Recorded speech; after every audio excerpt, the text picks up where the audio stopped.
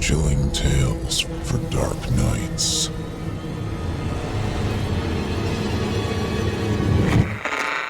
Want to make sure you never miss a Chilling Tales for Dark Nights video again? Be sure to subscribe and hit that bell to turn on notifications. You like the office now. Ever since Gina left you, work has been a sanctuary. Yeah, a little hiding place. The coffee mug wasn't a gift from your grandmother. The bathroom didn't smell like potpourri and fruit-infused shampoo. It's just you, a desk, your research, and the halls. It is the first day of the winter break. 3 uninterrupted weeks where the campus is deserted except for a skeleton crew of maintenance workers and administrators way off on the northern edge of the campus. Yeah. Walking into your building, a bag of groceries in one hand and a messenger bag hanging from your shoulder, you're relieved to find it empty. The back entrance, which opens directly to a stairwell and hall, is dark until you take a step inside. The motion sensors pick up your movements and turn on the lights. They flicker and hum, but eventually stay bright. Upstairs, the hall is dark until you walk into it. Like the first floor, sensors caught your movement and light your way. The hall is long. Most of the wooden doors windowless with notes from desperate students taped to them. Your office in the main suite isn't far into it, which you like. The entirety of your happiness begins at the back entrance, inhabits your empty office, and ends with the communal bathrooms only a few yards away. You've learned from experience that before long, the lights at the end of the hall would sense no movement and turn off, leaving only half the hallway lit. At first you found it unsettling, but it grew on you, let you focus on what you needed to do. The door to the office suite is thankfully locked. Inside, the cold tingles on your cheeks and you smile a little bit because it means no one is there. You take the groceries, some convenience store ham, cheese, mayo, and a loaf of bread, and go to the break room. You place the groceries next to the quart of milk already in there and make coffee. Normally you don't drink the crystallized stuff. You're more French roast than coffee by the tub, as Gina used to say. She loved your taste in coffee, and when she left, the smell of gourmet coffee sent you on a binge of self-loathing that almost got you fired. While the coffee maker drips, you close your eyes and take in big sniffs of coffee, and you're not exactly happy that you don't feel queasy at the smell. It's more like satisfaction that you survived for another day. The coffee is bitter, and from the smell, the remainder of the milk went bad. The sugar doesn't help, but you drink it anyway. At your desk, you slip off your shoes and work in your socks. The research you're doing is half-hearted and overcomplicated, but you do it because it forces you to read a bunch of books written by a man who only wrote novels through the perspectives of asexual trees, and not once has it mentioned lovers or wives or anything that reminds you of Gina or the divorce. The few pages you've written are shit and you know it. There wouldn't be a committee in North America that would publish it, even with your semi-famous name. Still, the man was prolific and time-consuming. You drink your coffee and read. You turn on the computer and open a blank document meant for interest about the man's novel, A Birch at the Edge of the World. But it's still blank even after 3 hours. The urge to piss gets you out of your cubicle and out into the hall.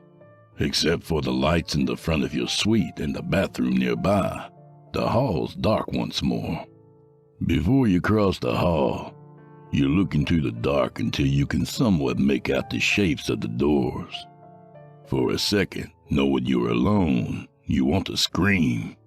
Not words, but just let all the pleas and curses and whimpers all compress into one giant bark that you'll vomit out into the dark.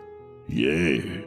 Instead, you go on to the bathroom and piss sitting down, turning the blue water a sickly yellow-green.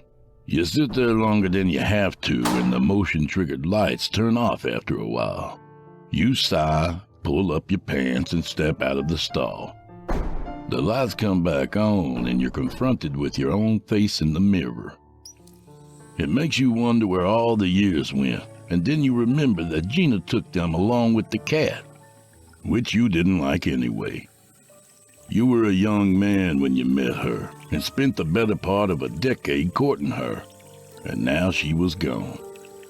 The faucet water is cold, and it snaps you out of your momentary trance. You dry your hands with the hand dryer on the wall. The noise and the warmth feel good against your skin. Even when your hands are dry, you hit the button once more and cup your hands as if you were trying to catch the air. You go back out into the hall, the heat slowly fading from your hands, and something at the end of the hall catches your eye. The light at the end of the hall is on. Between you and it is at least 20 yards of darkness. At first, you think that one of the maintenance crew went into the storage room there and used the stairwell on the other side of the building.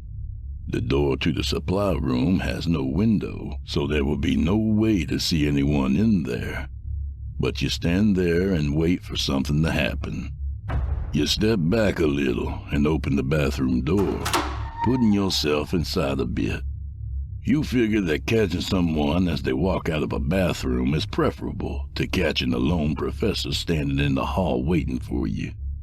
As it is, you know the office rumor mill is in full swing.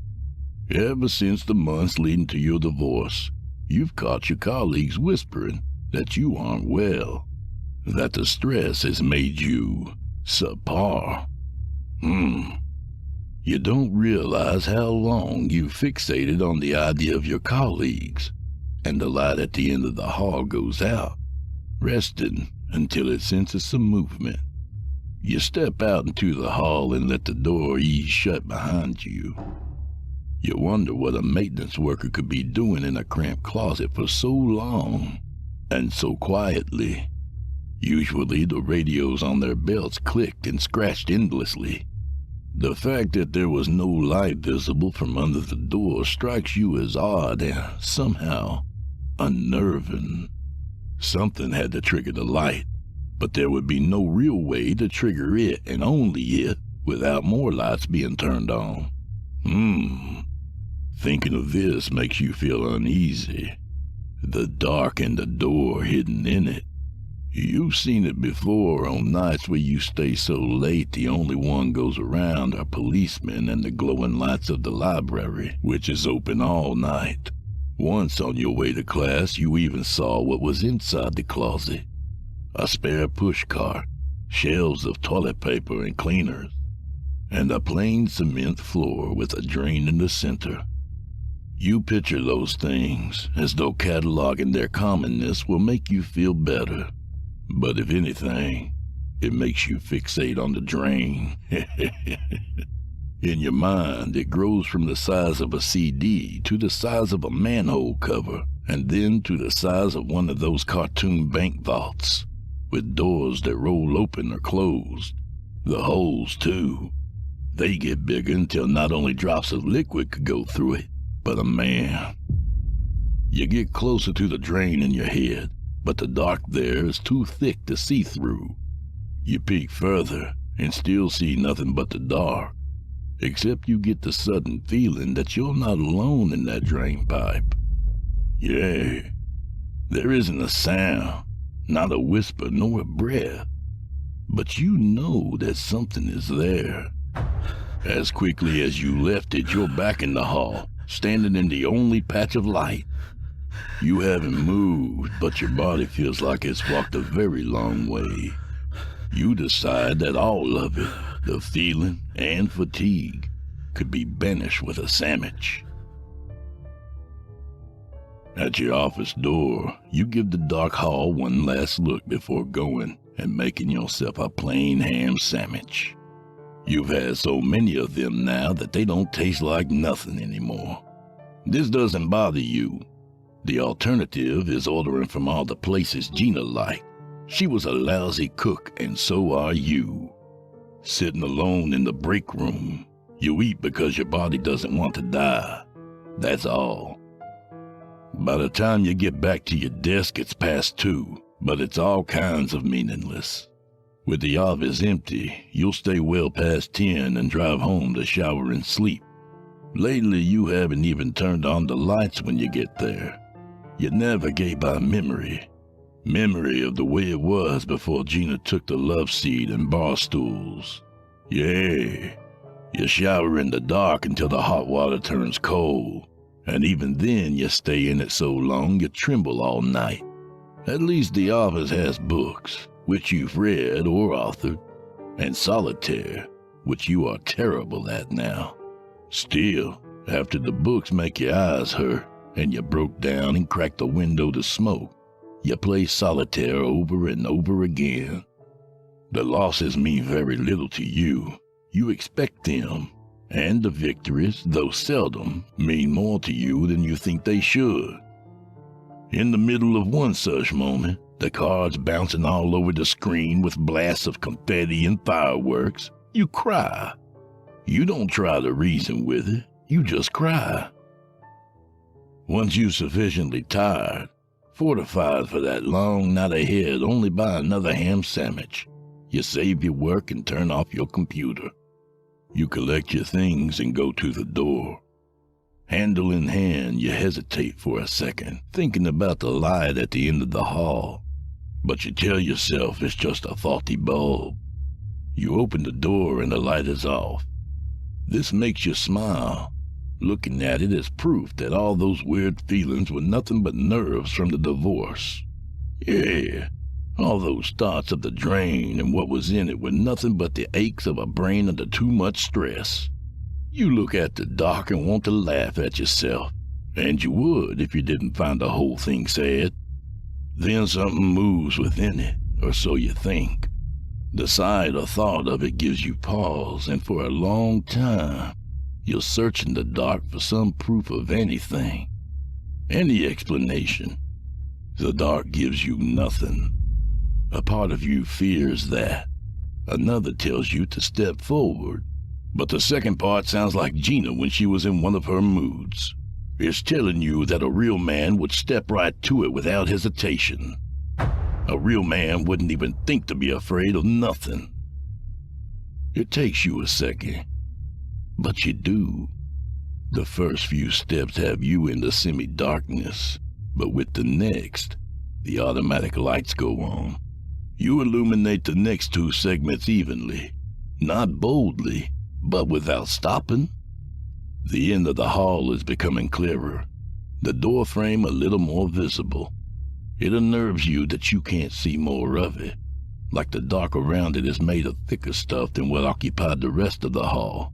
The thought gets so big that you can't move anymore. You don't want to get closer, but you want to know. Need to know. You fish a nickel out of your pocket and toss it at the end of the hall, hoping it'll be enough to trigger the lights. The sound the heavy coin makes in the hall shocks you, but the sensors picked it up and the fluorescent lights click on. At the end of the hall there is a door with no window and the words "Maintenance, Employees Only" stenciled onto it. Seeing it makes you breathe easier. It makes turning your back to it bearable, though when you do, you still feel a little nervous doing so. That unease follows you down the stairs and into your car, leaving only when the radio comes on, and it's Gina's favorite song. In the morning you wake up tired from bouts of vivid dreams. Their strangeness follows you all morning. You felt in your dreams that you were awake. Your sheets and shorts were not there, but there was nothing to see. All there was a bubble of darkness all around you. You couldn't move. It felt, you recall, like you were not alone, as if something inside the dark were looking at you, sizing you up. Before long, you knew somehow that the other thing in the dark was responsible for it all. The paralysis, the blindness. It senses your knowledge and gets closer, moving through the impenetrable dark as though it were water. You know it is only inches away, and then a sound filled your mind. A clicky hum of fluorescence. In that instant, you are both comforted and horrified that a light is going to turn on. You woke up never knowing what it was, but you feel it somehow in all the shadows of the house, in the dark spots of the city on the way to the office. With that feeling so intense, you park your car a block away so you don't have to brave the parking garage. At the stairwell door, you find you're the only one there again, the fluorescence clicking on just for you. The sound triggers something in you, the same dread as the dream, and it makes you jump a little. That embarrasses you, and you walk the rest of the way in shame. Somehow, the stairs feel like they're longer. On the second floor, the hall is dark until you enter, and as they do every morning, the lights rush on in a wave of illumination. But this time, the light at the end of the hall stays off. This stops you, and for a second, you think of the dream and the drain, and it strikes you that maybe the light stayed off because something wanted it to. You stare at it until you get the idea that the dark is looking right back at you. You lock the office door behind you and turn on all the lights, banishing any shadows there. It gives you a small sense of ease, enough at least to make coffee and dry toast. It's not long before the tingles of fear come back. At your desk, thoroughly making notations in cadence of cedars, it strikes you that there are no windows on the door, and that the hall is carpeted. Momentarily, you're not sure what these facts mean, except that you think the meaning spells some sort of danger.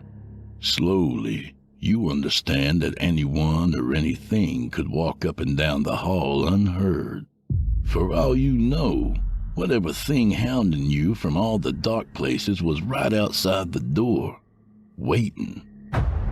The thought pulls you from your desk and takes you to the door. You get down on all fours, nearly putting your cheek on the carpet, and try to look under the door. There's nothing there that you can see, but the thought won't leave you. There is something out there, and you know it. The rest of the day, you're a prisoner in your office suite. At first, you stopped drinking coffee so you wouldn't need to urinate, which only makes the urge come rushing in harder. You try to fight it, hoping to wheel it away. Survival trumps the body's baser needs. You break down finally and piss in the break room sink with the water running. The act partially disgusts you, and yet still fills you with a sense of pride at your decisiveness. A single sandwich is all you allow yourself since there was no place in the office to defecate. By 8, you've peed in the sink 3 times and feel lightheaded from hunger. There is a small leather couch beside the department chair's door. You lie on it as best you can to close your eyes a moment and conserve energy. Thankfully, the couch is too uncomfortable to sleep deeply, and the dreams won't be able to find you, not like last night. After a few minutes, you aren't awake anymore. You're hovering in the haze between sleep and consciousness. In that state, you fixed your restless mind focused on the office doorknob. The layout of the suite affords you a view of it, and from behind your fluttering eyelids, you can't help but stare at it, half expecting it to move. You try to rouse yourself awake when that fear wells up, but once you see that it's still, your eyes close and all you think in that millisecond before temporary oblivion is, what if it turns now? And your eyes shoot open again, repeating the cycle for hours. You get up feeling like hell. Your lower back is tight, and your intestines feel like they've been tied into a slip knot.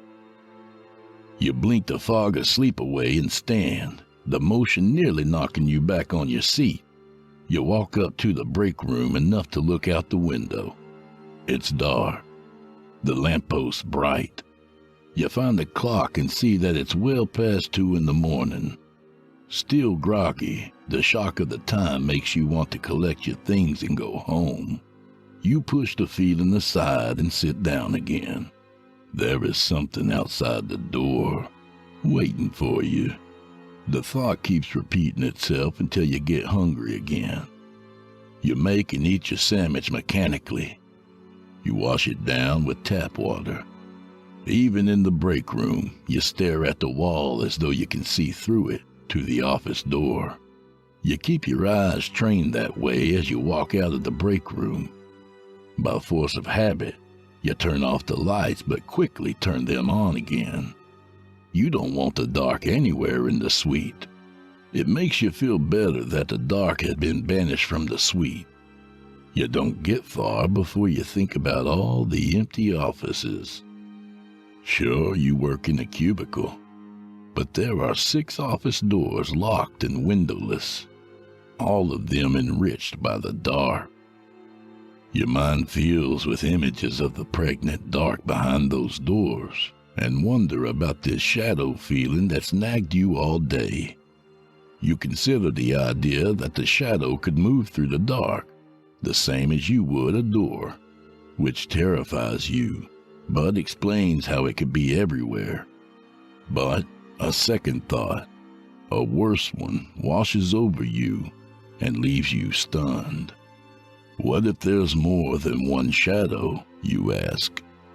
What if the dark spots are like snake holes, to each a creature, an entity, all of them different in temperament and proportion, united only in their want of you? That thought has its way with the suite, the reassuring silence turning ominous and foreboding. Yeah, you backpedal, eyes trained on the doors, more specifically their knobs. Groping with clammy hands, you find the break room and slip into it. Your panic doubles when you find nothing there to help you. The knives are all for butter, and there's not a fork to be found.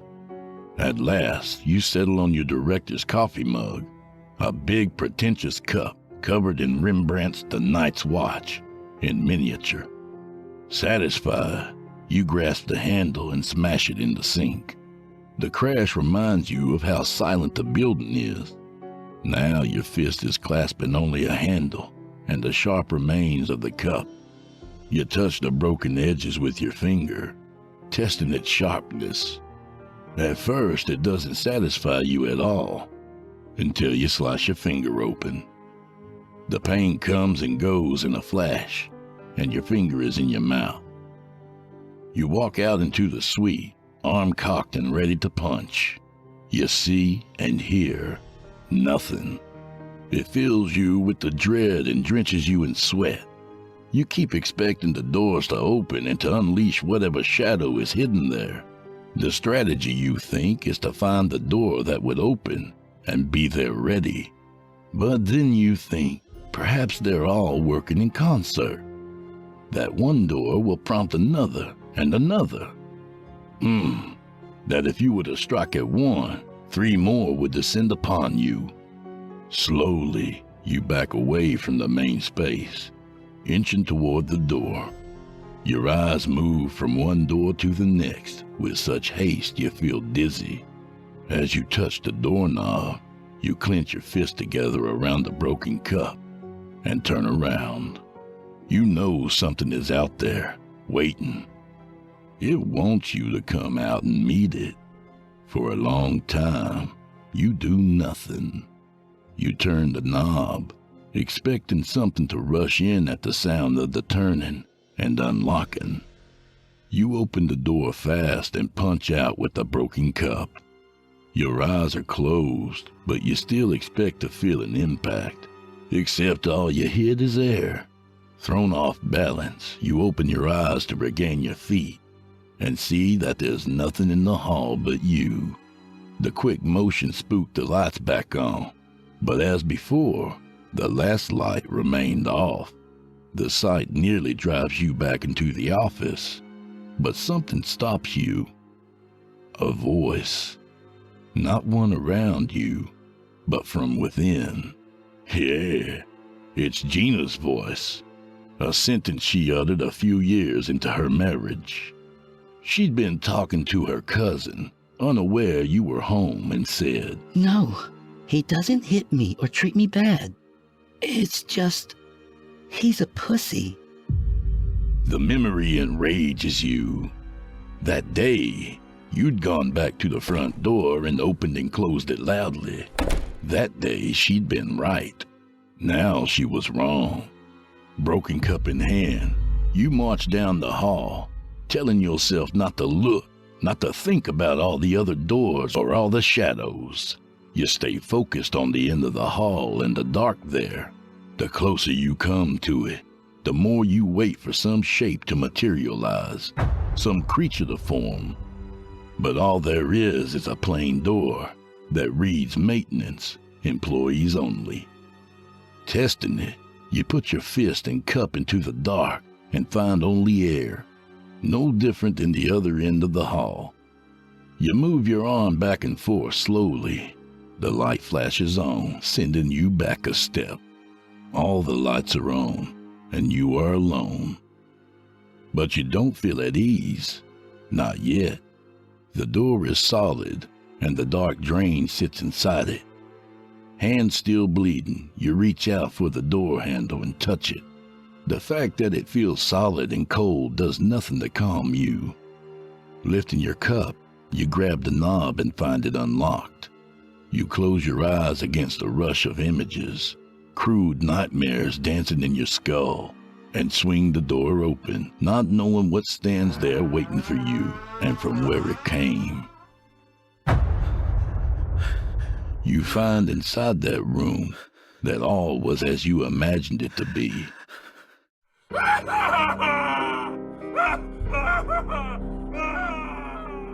Your scream cuts through the empty building, where it dies, alone.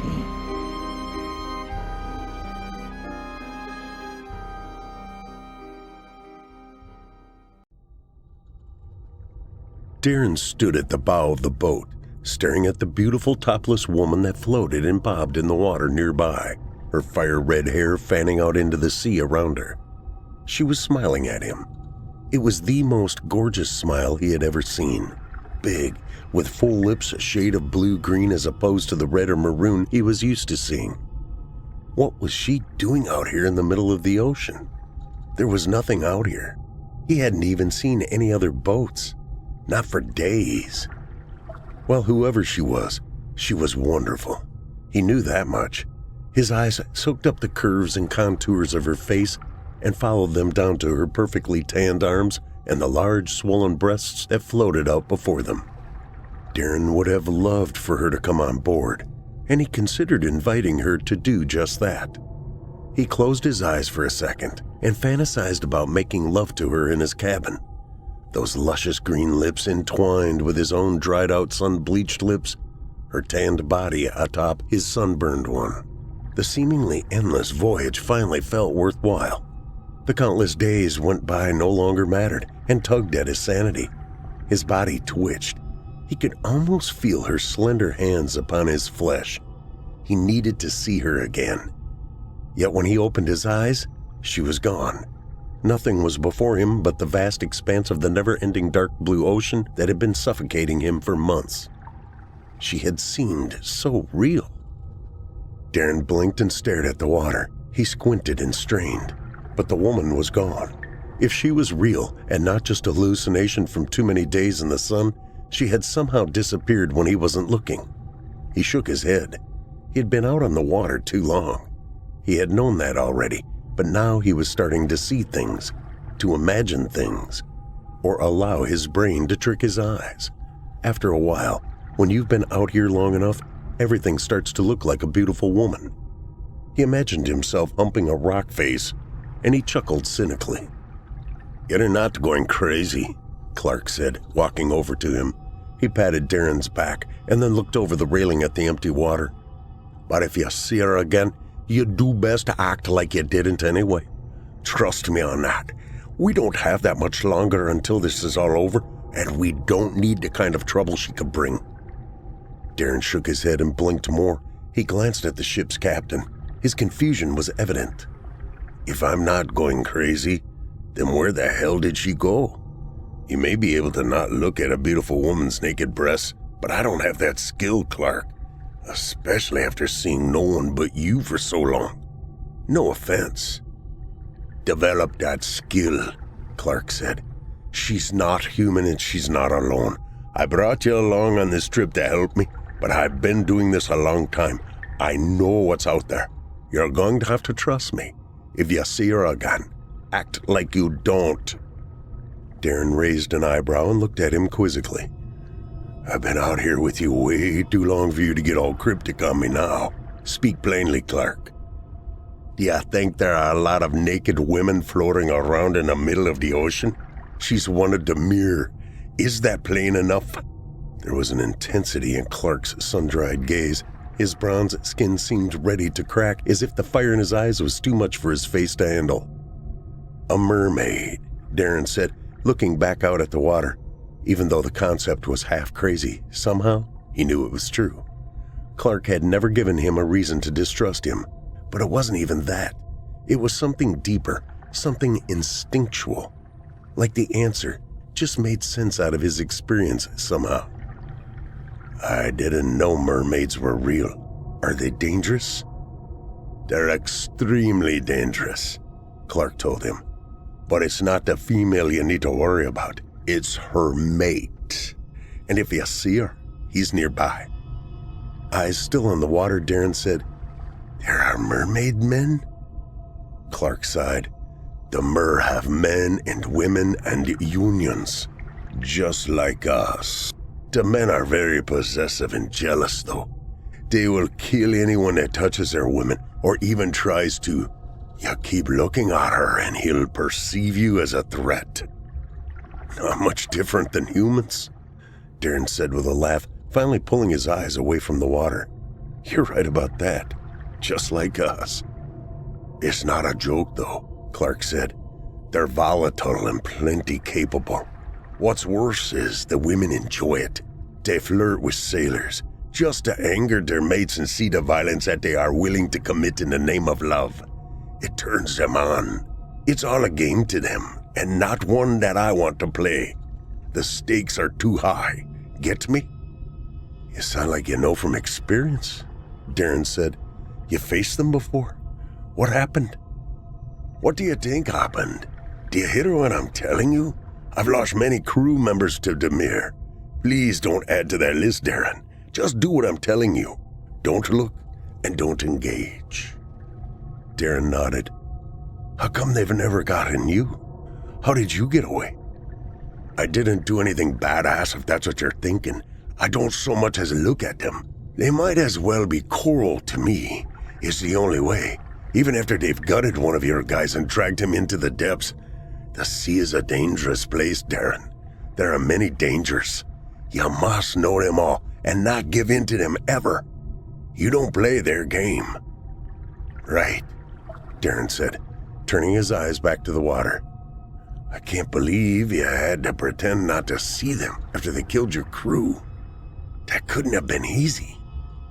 "Easier than joining them." Darren pulled his eyes off of the water, feeling suddenly wary of what he might spy out there. Icy fingers crawled up his spine even in the heat of the sun that was baking them to a crisp. He forced a smile and worked to change the subject. "Hey, Clark, what's in the cargo we picked up? Why did we do all this? Is it worth it?" Clark shrugged his shoulders. "I don't know, man. I learned a long time ago not to ask questions. I just do my job. It's still better than pirating, right? I mean, at least I'm getting something I'm intended to and not stealing. Sure, the cargo could be hot, but that's not on me. I'm just a courier." "So a blind eye is your specialty, huh?" "It better be yours, too. Don't make me regret choosing you for this job, Darren." "Course not," Darren said. He watched Clark walk away, and then his eyes moved back to the water.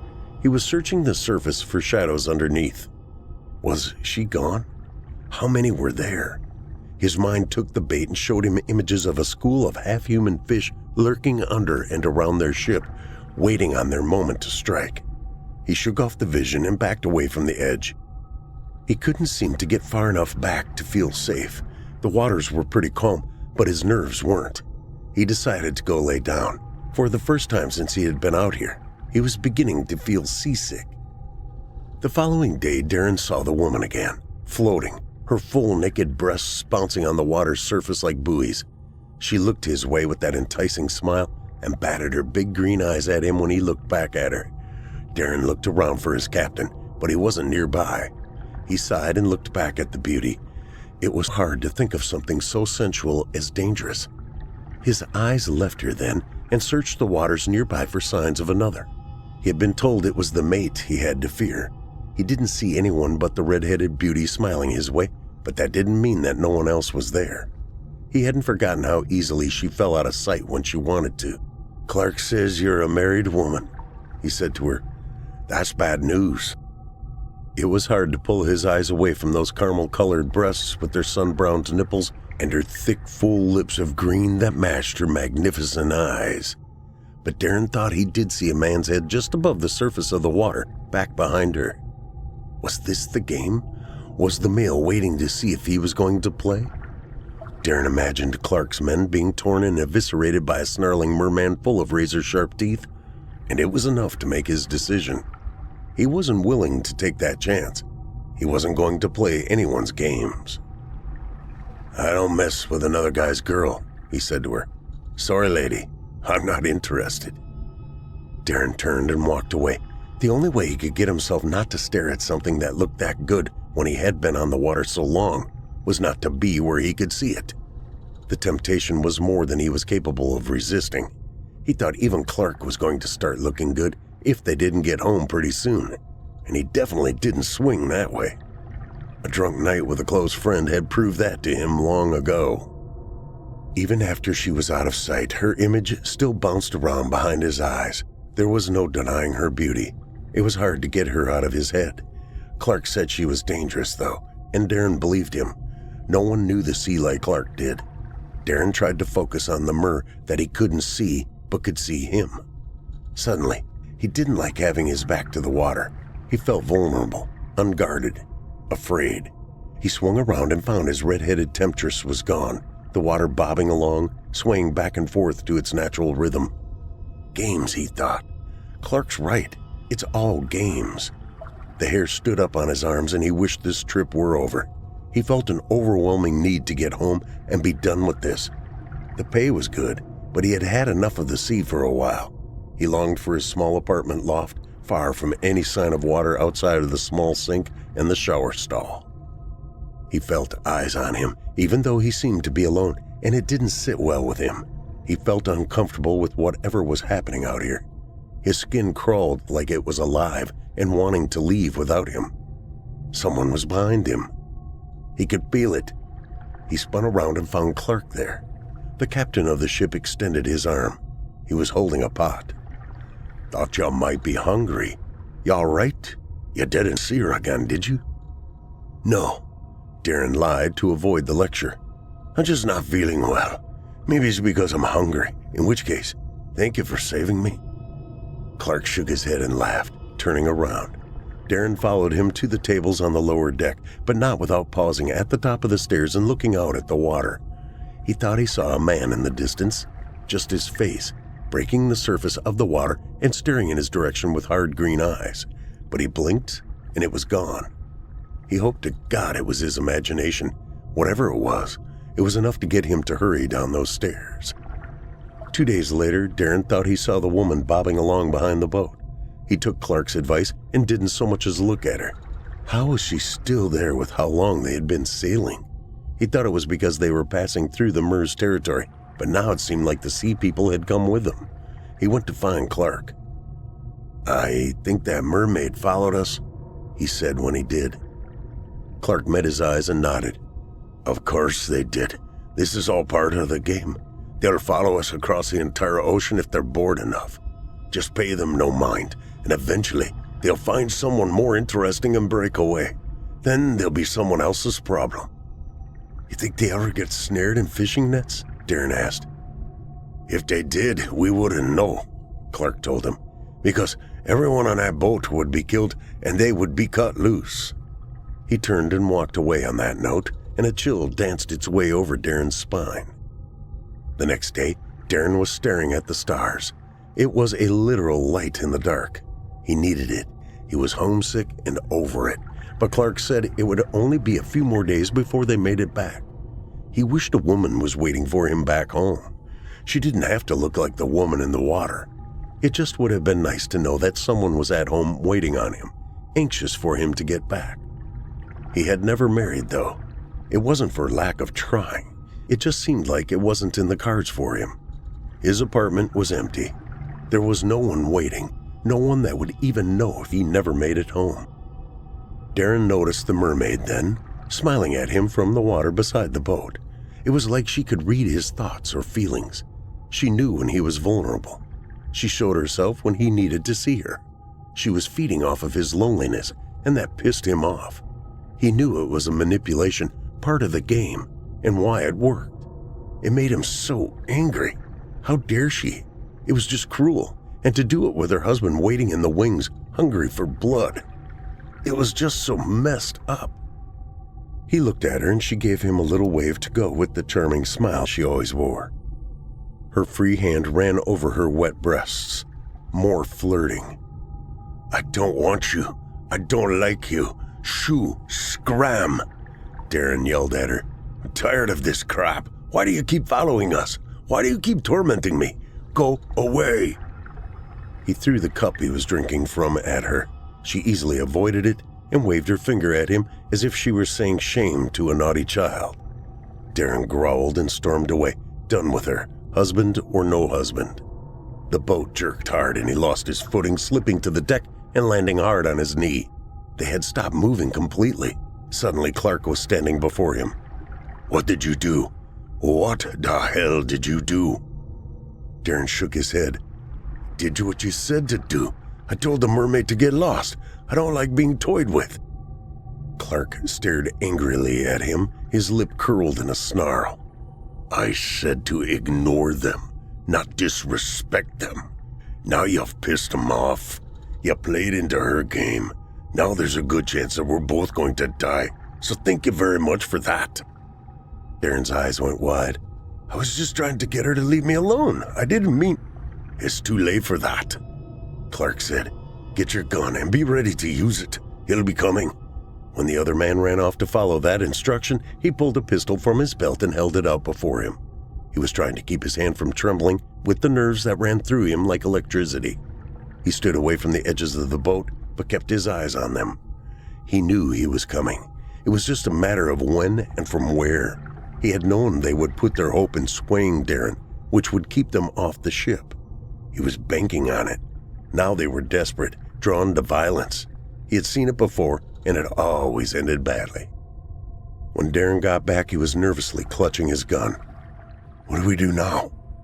He said quietly, his eyes dancing from side to side, watching the edges of the boat, waiting for the imminent attack. We wait, Clark told him. Just stay vigilant. The seconds that passed felt like hours. The men kept turning and looking, clutching to the guns in their hands, prepared to use them. The attack didn't come. Maybe Clark had been wrong. They were both thinking it, hoping for it. Why did the boat stop? Darren asked in a little more than a whisper. Did you stop it? Maybe we should get moving. Just tried to make it home. They hooked us, Darren. The Mer have technology. It's different but effective nonetheless. They fashion things out of stone, bone, and coral, but they're not simple-minded creatures. Their designs are elaborate, their crafting reliable. They basically anchored us, attaching hooks to our hull that are attached to chains carrying weights. It's actually worse than it sounds. If the hooks punctured us, they're also filling up with water. That's probably why the attack hasn't come. They're waiting for us to capsize. I'm going to be honest with you. It's not good. Darren nodded and swallowed the lump rising in his throat. Should I go see? Take a look? Maybe I can dislodge them, get us moving. Maybe we can reach land. Yeah, all right, Clark told him. Go check, assess the damage, and get back quickly. We need to cover each other's backs. When Darren ran below, Clark stared into the gentle rocking sea and said, All right, where are you? Come on. We both know you're there. You've been waiting a while. Do you want to do this? Let's do it. His thumb flicked the safety off his gun. A loud bang issued behind him and he spun around. The merman was there. He was enormous. His arms and torso built of rock-solid muscle, and his fishtail was as big as a great white shark. His flesh was tanned and weathered. His hair was as long and red as his mate's, and his eyes hard. His arm was already moving by the time Clark saw him, and his spear launched through the air. Clark's eyes went wide. He tried to move, but he wasn't fast enough. The spear of shell and bone went through his shoulder. He cried out and dropped his gun, slipping to the deck. The merman drew a knife of sharpened bone and snaked towards his unarmed prey. His tail swooshed back and forth, sweeping the deck. The pain in Clark's shoulder was intense. He grimaced and tried to scoot away from the half-fish, half-man that towered over him. Darren came up just in time, saw the merman, and fired his gun. Clark's attacker moved with the bang of the gunshot. The merman flipped over the edge of the boat, disappearing into the water. Did I get him? I think I hit him, but I don't know, Darren said. He ran to the edge of the boat to look, and Clark screamed at him to back up. I don't see him, Darren said as he did what he was told. Maybe I got him, or at least scared him off. You won't see him, Clark said, gritting his teeth against the pain. And you certainly didn't scare him off. He's smart, just waiting on his moment. What about the boat? How bad is it? Bad, Darren told him. We need to do something, or we're going to go down. I tried to pry the hooks loose, but they're heavy, solid. They wouldn't budge. The water isn't trickling in, Clark. It's coming strong. Get the cargo. We'll take the rescue boat and try to escape. We're not going to out-paddle the Mer, though. We need to kill it before we leave, or we're screwed. Here's to hoping the boat lasts long enough for us to do that. Keep your guard up. Next time you need to know for a fact you didn't miss. Darren looked at Clark's shoulder. He wasn't going to be killing anything anytime soon. It was going to be on Darren to do it, and he didn't like it. This wasn't what he signed up for, but what choice did he have? He just hoped when it came down to it, he was able to come through. He felt like he did good when he saw the thing as he came up from below, even if he did miss it. He only hesitated for a moment. It was instinct. He fired before he even realized what he had done. Hurry, go. Just get the cargo and bring it up here. I can't carry it with this arm. We can't afford to lose it in the flood down there. Go on, Clark yelled at him. The wounded man was stumbling towards the front of the boat as he bellowed his commands. He needed to get through the first aid kit. When he pulled the spear out, he needed to be able to stop the bleeding quickly, or he was going to be in big trouble. It was going to be like uncorking a hole in a dam wall. It wasn't going to be easy with one arm, but this wasn't the first time he had been injured on a voyage. He could do it. He knew how to survive out here. While Clark saw his wound and hoped the mermen didn't attack again before Darren's return, the other man was below staring at the cargo hold. He knew that time was of the essence. The boat was quickly filling up with water. The merman could come back, and Clark was badly injured, but curiosity still nagged at him. If he was possibly going to die, he wanted to know what for. He wanted to know what was in the box that was worth his life, worth Clark's life, worth the fortune they were being paid for this trip. Darren decided that he had to look, to see for himself, and he shot the lock. When it fell away, he opened the lid of the box, and his mouth fell open. He stared wide-eyed at the contents and mumbled a curse under his breath. The mermaids weren't playing games. The attack on the ship wasn't his fault either. Clark was a liar. All of this was on him.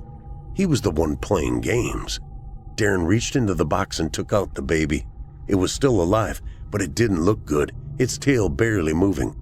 I didn't know, Darren said to the pale child, emitting raspy, choking breaths. He carried it up the stairs. Clark was staring at him when he got to the top. His shoulder was spear-free and wrapped tightly with a bandage, the blood seeping through.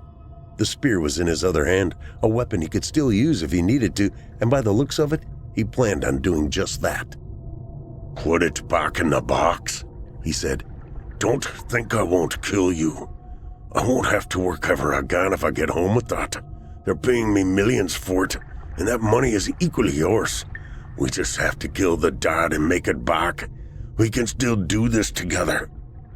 Darren froze. He didn't know what to do. He couldn't draw his gun while he was holding the baby. The baby needed to get back in the water, but Clark was standing in his way with that spear. He needed to buy some time. "There was no game," he said.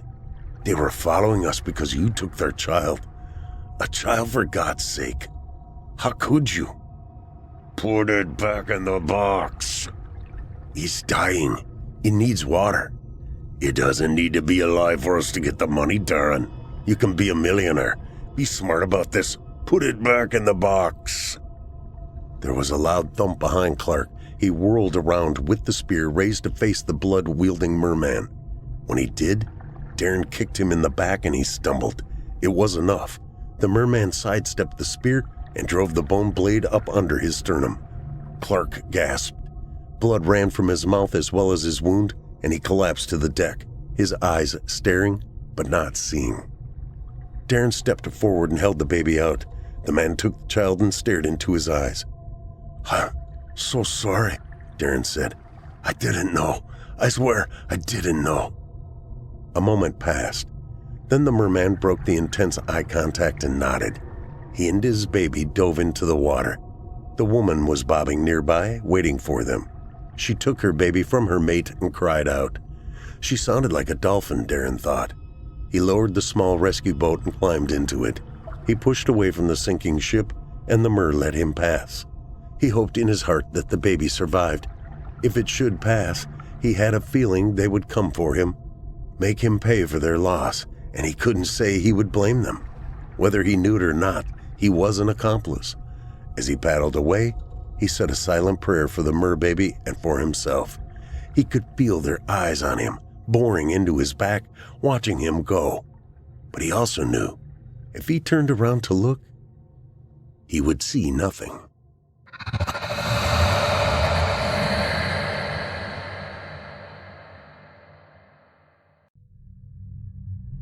The days all started with the briefing room, a wall-to-wall palette of aged pastels and stark hospital grayness. In the center of our little room, an oval-shaped table dominated the space with every seat filled with a tired nurse. From one of the windows, a single bar of morning light often slipped stubbornly past the shutters. It was this dull, drab room where we discussed things such as safety concerns, the population of our current patients, and the newest of the ward's arrivals. In a work environment prone to shifting each and every day, such meetings were vital to maintain the facility's pulse. As I sipped my morning coffee and slid the bitter warmth down my throat, I could not help but eye the newest face of our staff. A young man with a sharp, short haircut and a stony, unsmiling face. Alec Barnes, a pest. Throughout the entirety of our meeting, and every meeting after that, he could not just keep quiet, to sit and listen as we established consensus and resolved our daily conflicts. No, he had to chime in at every moment he could, bringing everything to a grinding halt to interject with, "I have to disagree. Well, where I came from, we did this. If I could just stop you there." Ugh, a pest indeed. Every clinic had at least one of his sort. Newly graduated, hungry to get out there and feel out the unit they'd soon be running. We affectionately referred to this sort as Weisenheimers, those who can do no wrong, instant virtuosos of the field. These people were easy enough to spot, their postures tense with self-conviction, nodding impatiently as you speak to them, as though already knowing what you were about to say, and that you were simply moving too slow for their intelligence. And you, only you, are the one doing things wrong. I can still recall one in particular, a young know-it-all who had become a nuisance during our labs and clinicals, chattering in on how we'd been doing everything incorrectly and not, quote, by the book. That is, until one day I'd spied the bag of dopamine she'd secured for a patient draining itself into their sheets. Never faster had I seen one's face flush so red. Although I could have written her up for the incident, I instead smiled and helped her through it, albeit begrudgingly, while also fighting back the urge to laugh at the absurdity of it all. And what happens to all the self-importance after moments like this? They are jettisoned out, left to the scorn of those they'd obnoxiously reprimanded, and you can bet your bottom dollar the case of Alec Barnes will be no different. Reality has a way of compressing our egos. Once the meeting had finished and the charge nurse had assigned our patient loads, I set out to complete my tasks for the day. Within the confines of our 25-bed unit, our patients mostly consisted of those recovering from injury, whether accidental or purposely inflicted. Attempted suicide was a frequent conviction here, and most patients were more of a danger to themselves than others. That being said, there were always those we had to be wary of. In my years as a psychiatric nurse, I've been kicked, scratched, bitten, punched, and for the better half of a day, verbally threatened. Still, I never let it sodden my spirits, no matter how much saliva or curses were hawked at me. Contrary to how social media or cinematic horrors may portray them, psychiatric wards are not the dark, dismal places of psychopaths and tortured screams in the hallways. They are places of healing, of alleviation, a haven for those physically alive, but internally tormented. Yes, some kicked and shrieked until their throats split, but a good deal held a much quieter, unseen pain. That was why I was there, to help ease the cold terrors of their futures. And as for the case of our newest arrival, a Mr. Roland Buell, he would become my next big project. It was raining on the night they brought him in. I spied him rolling by on a stretcher, his cold face wet and dripping. His eyes flickered with transient consciousness, perhaps barely grasping the shapes and sounds around him. For a moment, we actually held each other's gaze as he was whisked away to the intensive care unit. 10 paper clips, 8 marbles, and 5 drywall nails. These were the objects removed from Mr. Buell's stomach. He was diagnosed with pica, a rare disorder in which one has an urge to ingest inedible objects, feeling the same pangs of temptation as one would a cigarette, or perhaps an alcoholic beverage. Encompassing that fact, he'd also been diagnosed with major depressive disorder, severe anxiety, and post-traumatic stress. Despite my history in the psychiatric field, I could not help but feel woefully unprepared for him. If only I had even the slightest clue. I stopped at Mr. Buell's door, surveyed my notes once more, and carefully let myself inside. The room was reminiscent of a college dorm, with a single window providing a glossy view of the parking lot. Mr. Buell was awake and currently hunched over his table, a wilderness of hanging, stringy hair covering his face. His legs were crossed at the ankles, both shoelaces removed. He appeared to be writing vigorously into a crossword puzzle with one of our flexible ballpoint pens. I knocked lightly against the door, which prompted him to turn toward me. "Good morning, Mr. Buell." I smiled as I introduced myself. "How are you feeling today?" From out of the mesh of hair, a thin face stared back at me, giving a look I'd describe as a tight-lipped vacancy. Eyes wide and oblong, but not quite focused. He appeared somewhere north of his 40s. From across his chin and up his cheeks, a scattering of scars was etched into his features. Possible self-harm, my thoughts mused. I continued the greeting. "My name's Jason.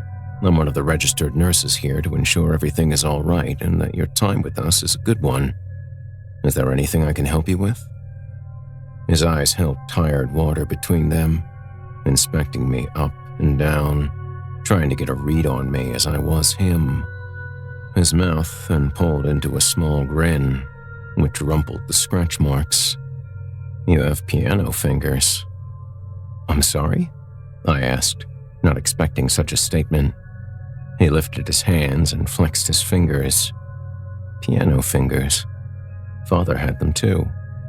He used to play all the time in his office, mostly the gymnopédie and a tad of Chopin. Do you play at all?" Despite his cranky appearance, his voice carried a genuine playfulness behind it. "Not at all," I chuckled. "My mother had one of her friends give me lessons when I was younger, but unfortunately none of them stuck. Yes, Mrs. Brown was an avid teacher of the arts, but now I can only remember the reek of bone broth carried on her breath. Anyhow, it was nice to officially meet you. Please don't hesitate to let me know if you need anything at all. We will do everything we can to help you." "Of course," he answered, rubbing a finger along his scar-fringed chin.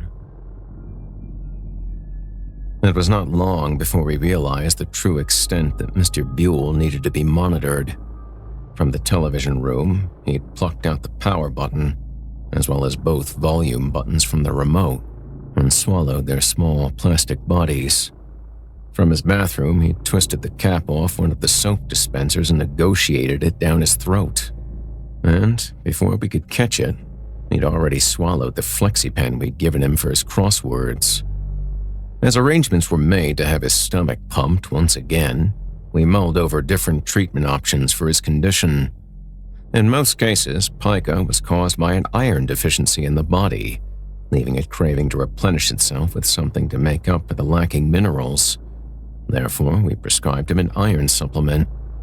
After a few weeks of the dosage, 2 tablets a day and an iron-rich diet, his pining for non-food items had considerably lessened. I was ecstatic about the progress, thoroughly convinced that before long his symptoms would be entirely abated. Unfortunately, I would come to find out we were only scratching the surface of Roland Buell. As far as the supplements had taken him, we'd soon discovered that his hospital bracelet had gone missing, and not so mysteriously. I'd come to discover that he'd stopped taking the tablets completely, hiding them under his tongue only to spit them out later. On top of that, he'd entirely stopped eating anything that we provided him. The next evening, I stopped by his room to once again check on him. Roland was, yet again, seated at his writing desk, his spine stiffly straight and his neck bent towards the window. A tray of food sat on the bed next to him, cold and uneaten. I scooped it up for him. "You should really eat something, Mr. Buell. Otherwise, they may have us give you a feeding tube." He didn't acknowledge me, merely holding that gaze toward the grayish smear of asphalt outside. Protests like this were not out of the ordinary, especially for patients coping with anxiety and severe depression. As I turned to report back on his state, a thin, withered voice crept out of him. "It's coming." His lips were shaking. "What do you mean?" I asked, trying to dissect what he just said. "What is coming?" But it was no use. He'd returned to silence, maintaining the glazed stare out the window. Evidently, our conversation had ended. That same evening, a scream resonated down the halls. It was coming from Mr. Buell's room. I was the first to arrive, quickly bursting through the door and witnessing him flailing in his sheets. His hands clawed and grasped at nothing, while his thick heels kicked helplessly about. Assessing the situation, I tried talking him down first to calm his nerves behind the frenzied cries. He was unresponsive, lips curled back from his gums and his eyes squirming wildly in their sockets. Then, in a quick motion, His thrashing hands converged and closed around his throat, locking into a death grip. I moved to pry his hands off of him, trying to carefully break the chokehold he had on himself. Even with his throat being wrung in his own grip, a pressed scream still squeezed its way out. As his grip started to slacken and the smallest pinprick of victory eased my pulse, the howling was suddenly stopped and replaced by an irking sound, the telltale sign of someone about to retch. Not wanting him to vomit flat on his back, I moved to push his body to the side, all the while looking eagerly towards the doorway to see if more help had arrived. But as I turned back toward him, everything stopped. My heart increased to a dreadful acceleration. I tried to take a breath, but couldn't. Something dark and different happens when an unspeakable horror hits you. Like every nerve in your body, every sensory input to the outside world has suddenly been cut. Your voice is too brittle to speak. Your eyes are too afraid to close. Things, perhaps semblances of thoughts, beat desperately toward your brain, only to drown before reaching its surface. It had happened so quickly I could only barely process the ghostly outline of Roland's face, or the sudden, misshapen lump in his throat. Fingers, long, wet fingers were gleaming between his teeth, reaching outward from the dark, pink depths. They were bruised into blackish purple colors, patches of gangrene on their tips. Strings of shiny spittle stretched and snapped between their wriggling joints. A pungent bacterial odor thickened the air. Roland's eyes rolled upward as his body heaved and let out a wretched gargle. The fingers bent forward, curling over his face like a spider on its backside, and began to tug at his jaws, trying to pull them wider. Their jagged, split nails scraped across his chin, his cheeks, his nose, digging grooves into his flesh. The sound of footsteps entering the room brought me back. Another nurse had arrived. I peered once again at Roland's face, coated now in a webwork of fresh, bleeding wheals. No fingers, not at all. Together, the other nurse and I restrained Roland and safely injected him with a dose of B-52. That's 2 milligrams Ativan, 5 milligrams Haldol in one needle, then 50 milligrams of Benadryl in the other. The Benadryl helped offset the side effects of the Haldol. With the collective effort of 3 different drugs coursing through his system, the struggles finally ceased. "It's a lot of damage," the other nurse commented, surveying the superficial marks on his face. "We should have put him under long before this." I realized then the help was none other than Alec Barnes, the Weisenheimer. Whatever he said next never reached me. I'd already left to get some ointment for Roland's cuts. I didn't sleep well that night, dozing in and out without any hope of catching a dream. Before long, I was awaking and standing over the sink of the bathroom, both hands against the porcelain. Amidst the rubble of my thoughts, my brain was scavenging for answers, something that could explain what had transpired. But the answers came up short. There wasn't enough substance, not any material to form some sort of clarity out of what I saw. I could only imagine those fingers, their rotting pores, their twitching knuckles, jutting out of a man's mouth, trying to hoist an even larger something out of the tube of his throat. The image made my insides feel wretched, and a brief nausea rolled around my belly. This is absurd. I snapped back at the disgusting thoughts. Ludicrous, disgusting, get a hold of yourself. To give such a thing credence was unacceptable. It was a stressful moment, a fabrication of a rattled mind in a stressful situation. That is the end of the matter.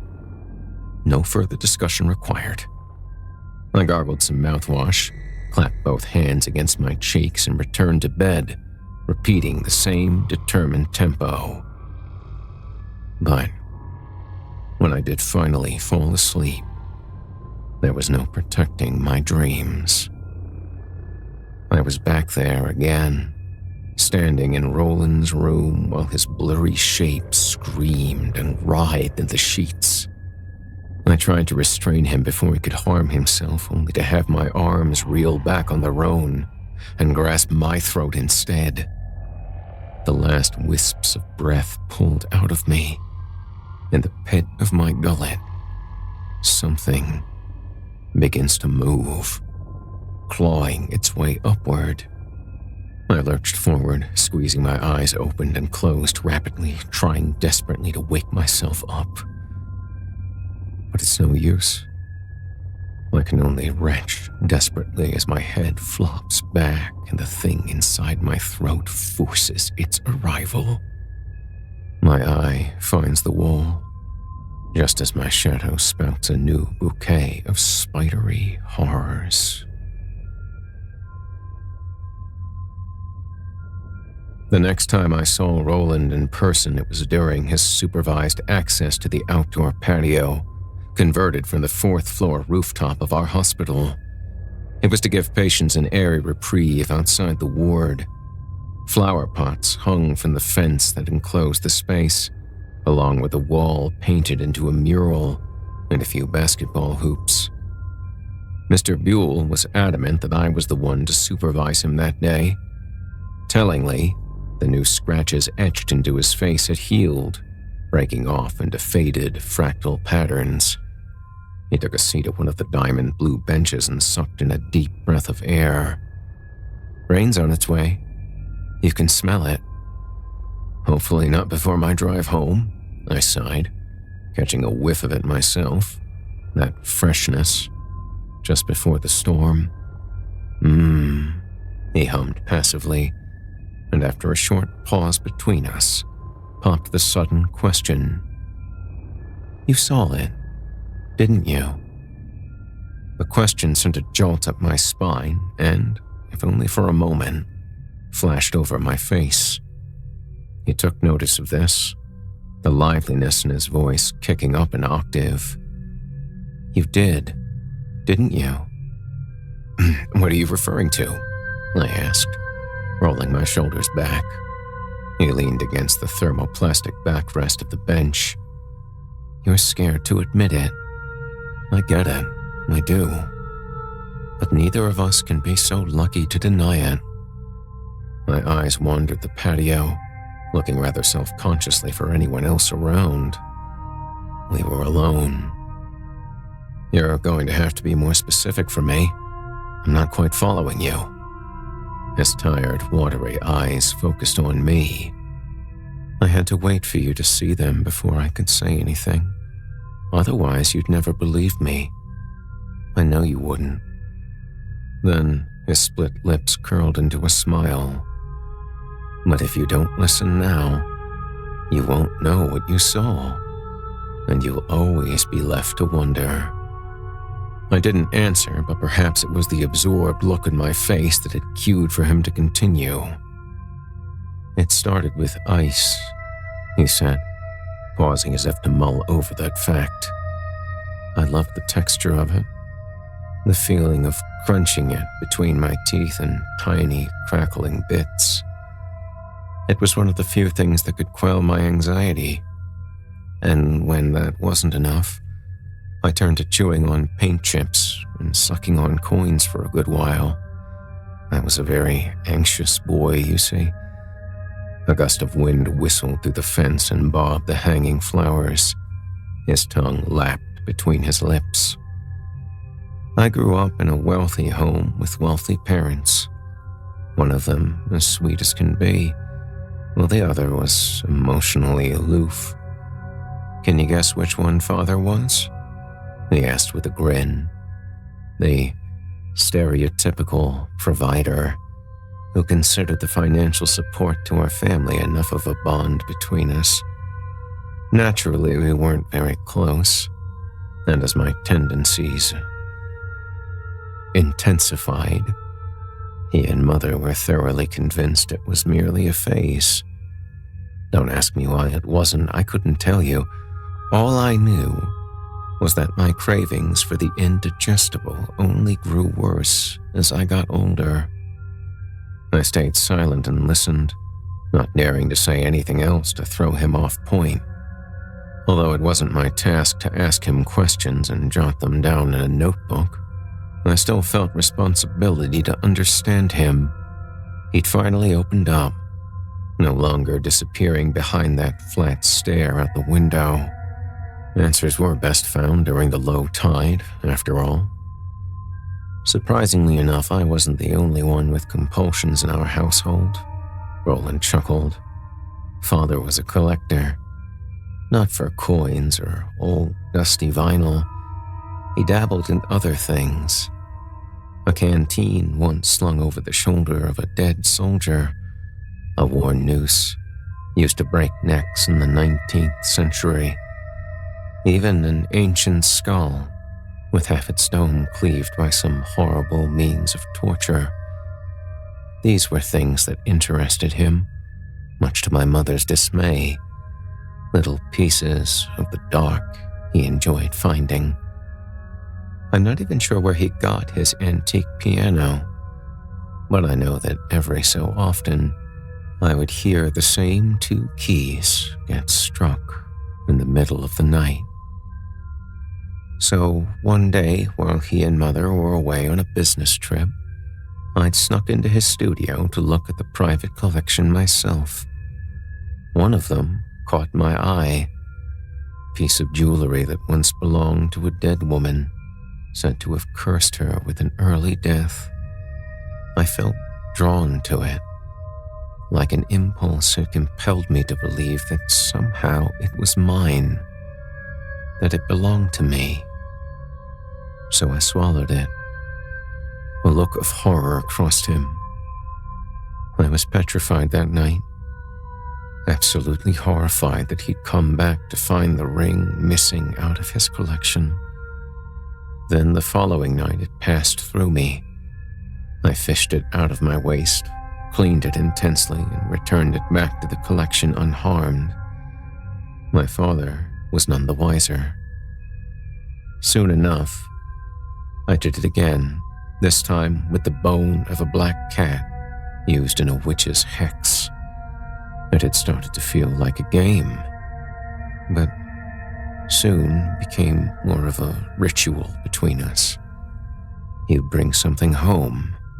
I'd swallow it, even if just a piece of it, and wash off the blood and stool as I passed it, and placed it back there. Sure, there may have been some pain and slight discoloring here and there, but never enough for him to notice. It felt different,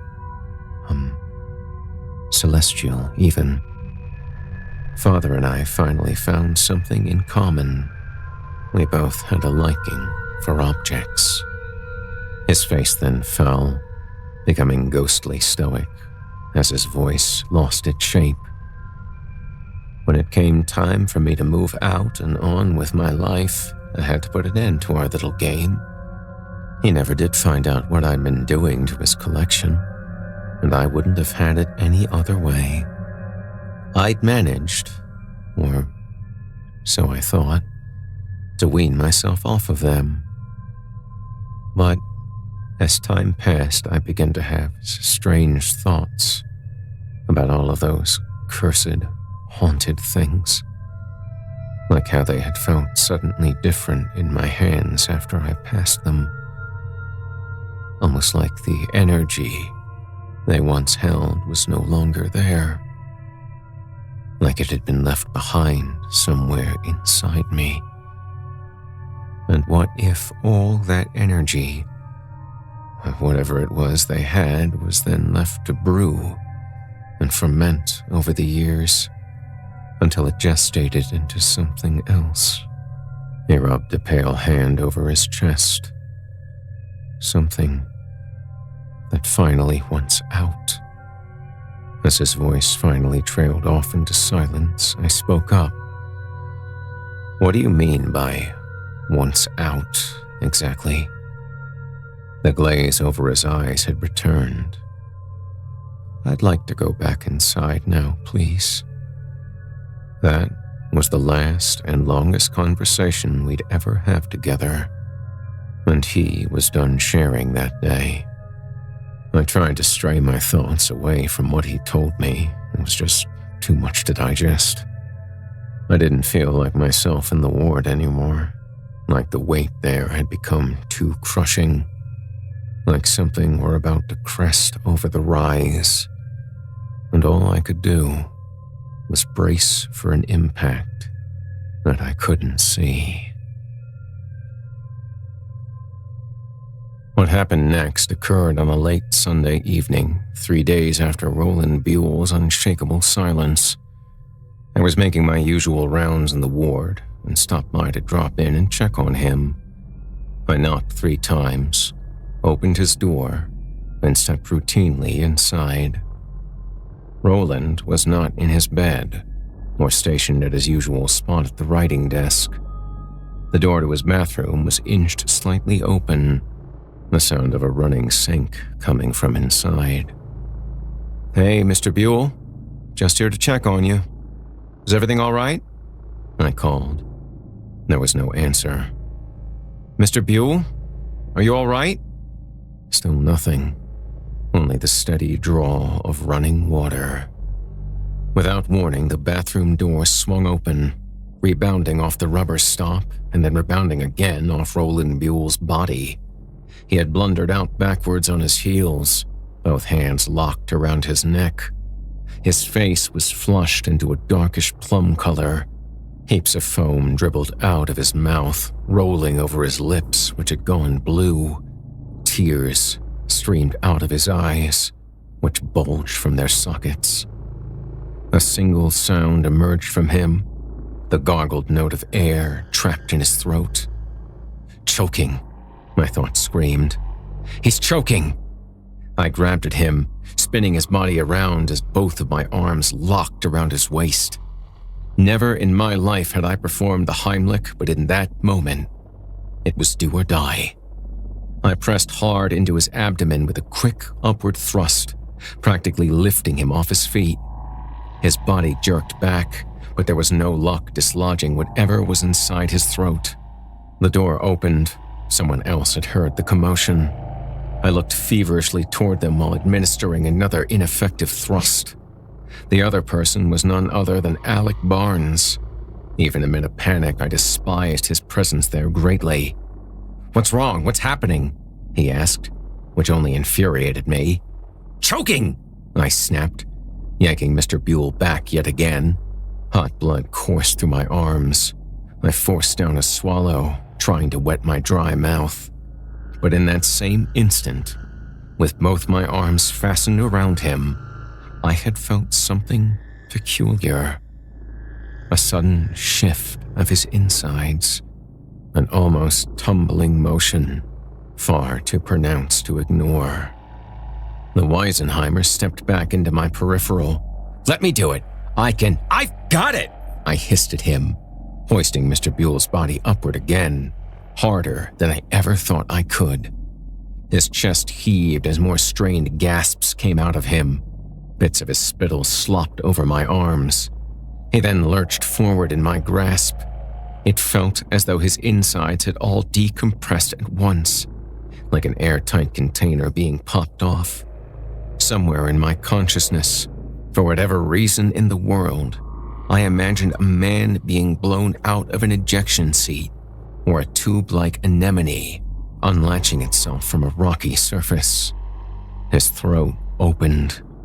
He let out a watery scream of pain and retching. Somewhere near us, Alec made a noise, something that sounded like, "Oh God. Oh dear God." Something hit the floor, or rather, flopped to the floor. Roland Buell went limp in my arms. Alec Barnes let out a scream. Frantic movements skittered across the floor, followed by the sound of something then being torn out of drywall. My eyes raced around, but the slew of everything at once had sucked all the blood from my brain, flushing its data. I checked on Roland, who had slumped over like a puppet in my arms. He was unresponsive, with eyes staring blankly forward and lips hanging loosely open. I checked for his pulse and found no rhythm. Lying him on the floor, I lined both hands on top of the other and pumped until the strings of my wrists burned. Then, I pinched his nose and forced air down his windpipe. As I repeated this over and over, my eyes caught the fresh trail of blood and bile that traveled from us all the way to the bathroom. The trail continued beneath the vanity, where the grill of the air duct now hung lopsided and open, its right nail forced entirely out of the socket. Alec Barnes was frozen in his spot.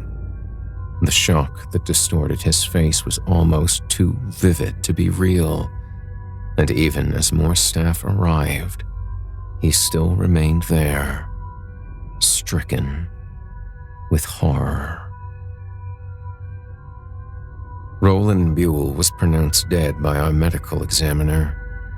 The manner of death, an esophageal rupture. Several tears had perforated the walls of his throat along with a dislocated jaw, entirely unhinged from his skull. We weren't yet sure what caused the rupture, as nothing could be traced other than the aftermath of ruined tissue. Rumors had floated around between staff of possible causes, but did not hold much water to them. Truth be told, not many of us knew how to handle the loss of a patient not otherwise terminal. As for what became of Alec Barnes, he'd quit spontaneously and left without further notice. Tried as I did to pry information out of him, he dismissed me, shaking his head and repeating that he had seen nothing. End of story. I could see the panic in his eyes, held back like two thin sacks, threatening to tear at any moment. Not a single particle of self-importance left. Perhaps I've even felt the same way, that perhaps I did catch a glimpse of something that day. A gray sleek of a shape pulling itself through the opened air duct. Membranous. Slug-like. But I must avert those thoughts, sort them out properly, dissect them one by one. That is the only way I can keep myself together. Yet, despite all these, the strangeness around our ward has continued to circulate. Patients have been claiming to hear something in the walls. Even some of our staff had reported it as well. A quick, insipid scratching coming from the ducts, to the point where they believe an animal is trapped up there. As many times as we've had the vents checked, there's still no proof of such implication. I've heard it myself from time to time, sometimes awfully close. So close. Just on the other side of the duct's cover. But I dare not peer inside, to even risk what I may see. The source of the noises. The ward's newest admission.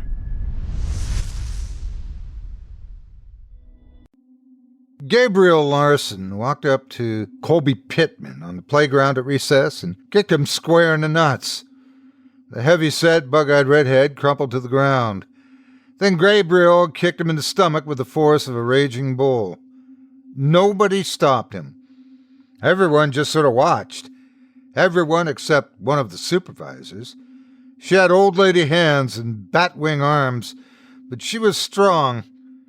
The two boys were promptly dragged to the principal's office.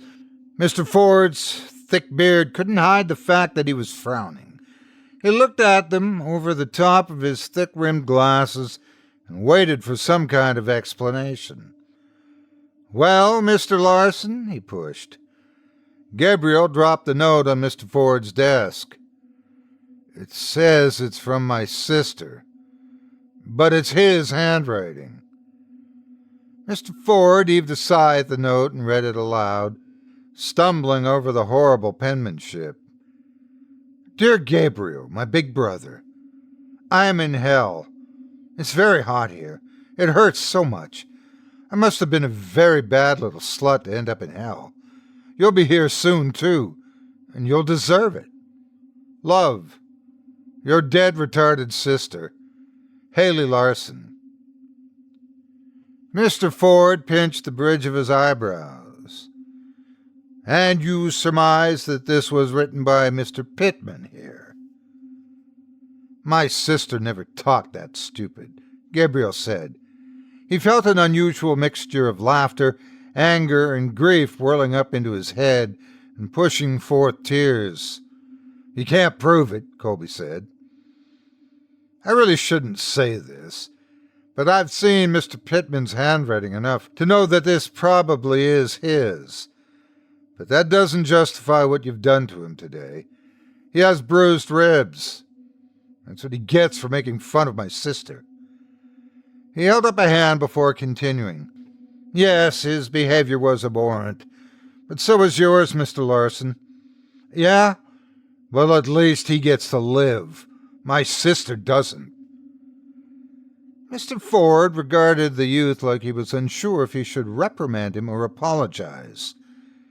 He then folded his glasses and set them on his desk without a click. He buried his face in his palms and massaged his forehead with his fingertips. "When I was 11, like you, I lost my grandfather. I know that's not the same as losing a sister, but hear me out. When word got around at school, the worst of the worst wouldn't let me live in peace. Kids that I didn't even know the names of were hounding me over my grandfather's death. They didn't know me either, and they especially didn't know my grandfather. And there they were, making fun of him, of me. It was incredible.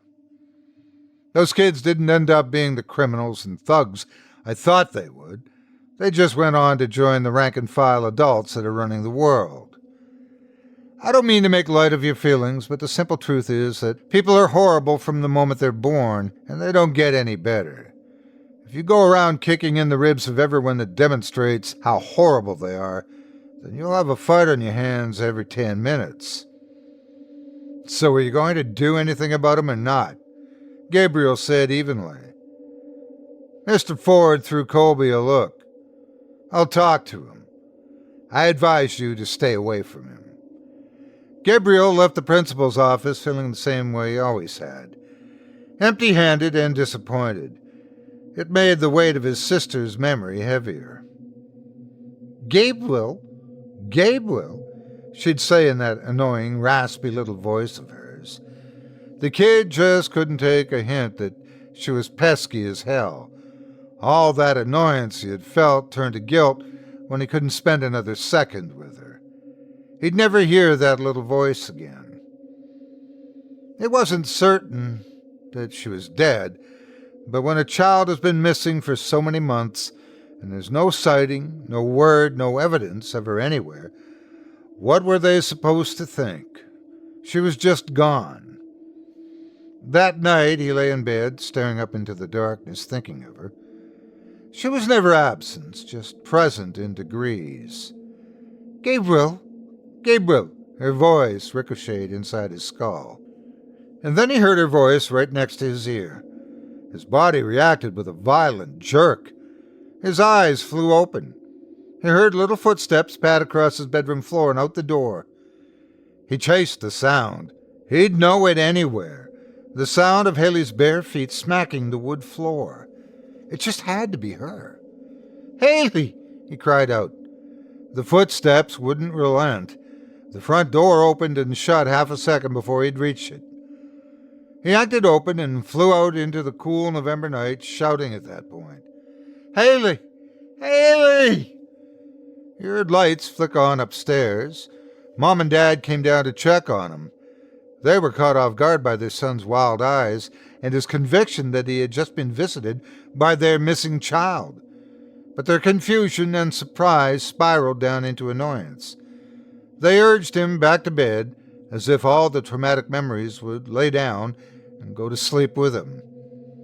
He went back to bed, but his stare was as intense as ever. It was when he rolled over on his side and tucked his hand under his pillow that he found it. It was a letter. "Dear Gabriel, this is your sister, Healy.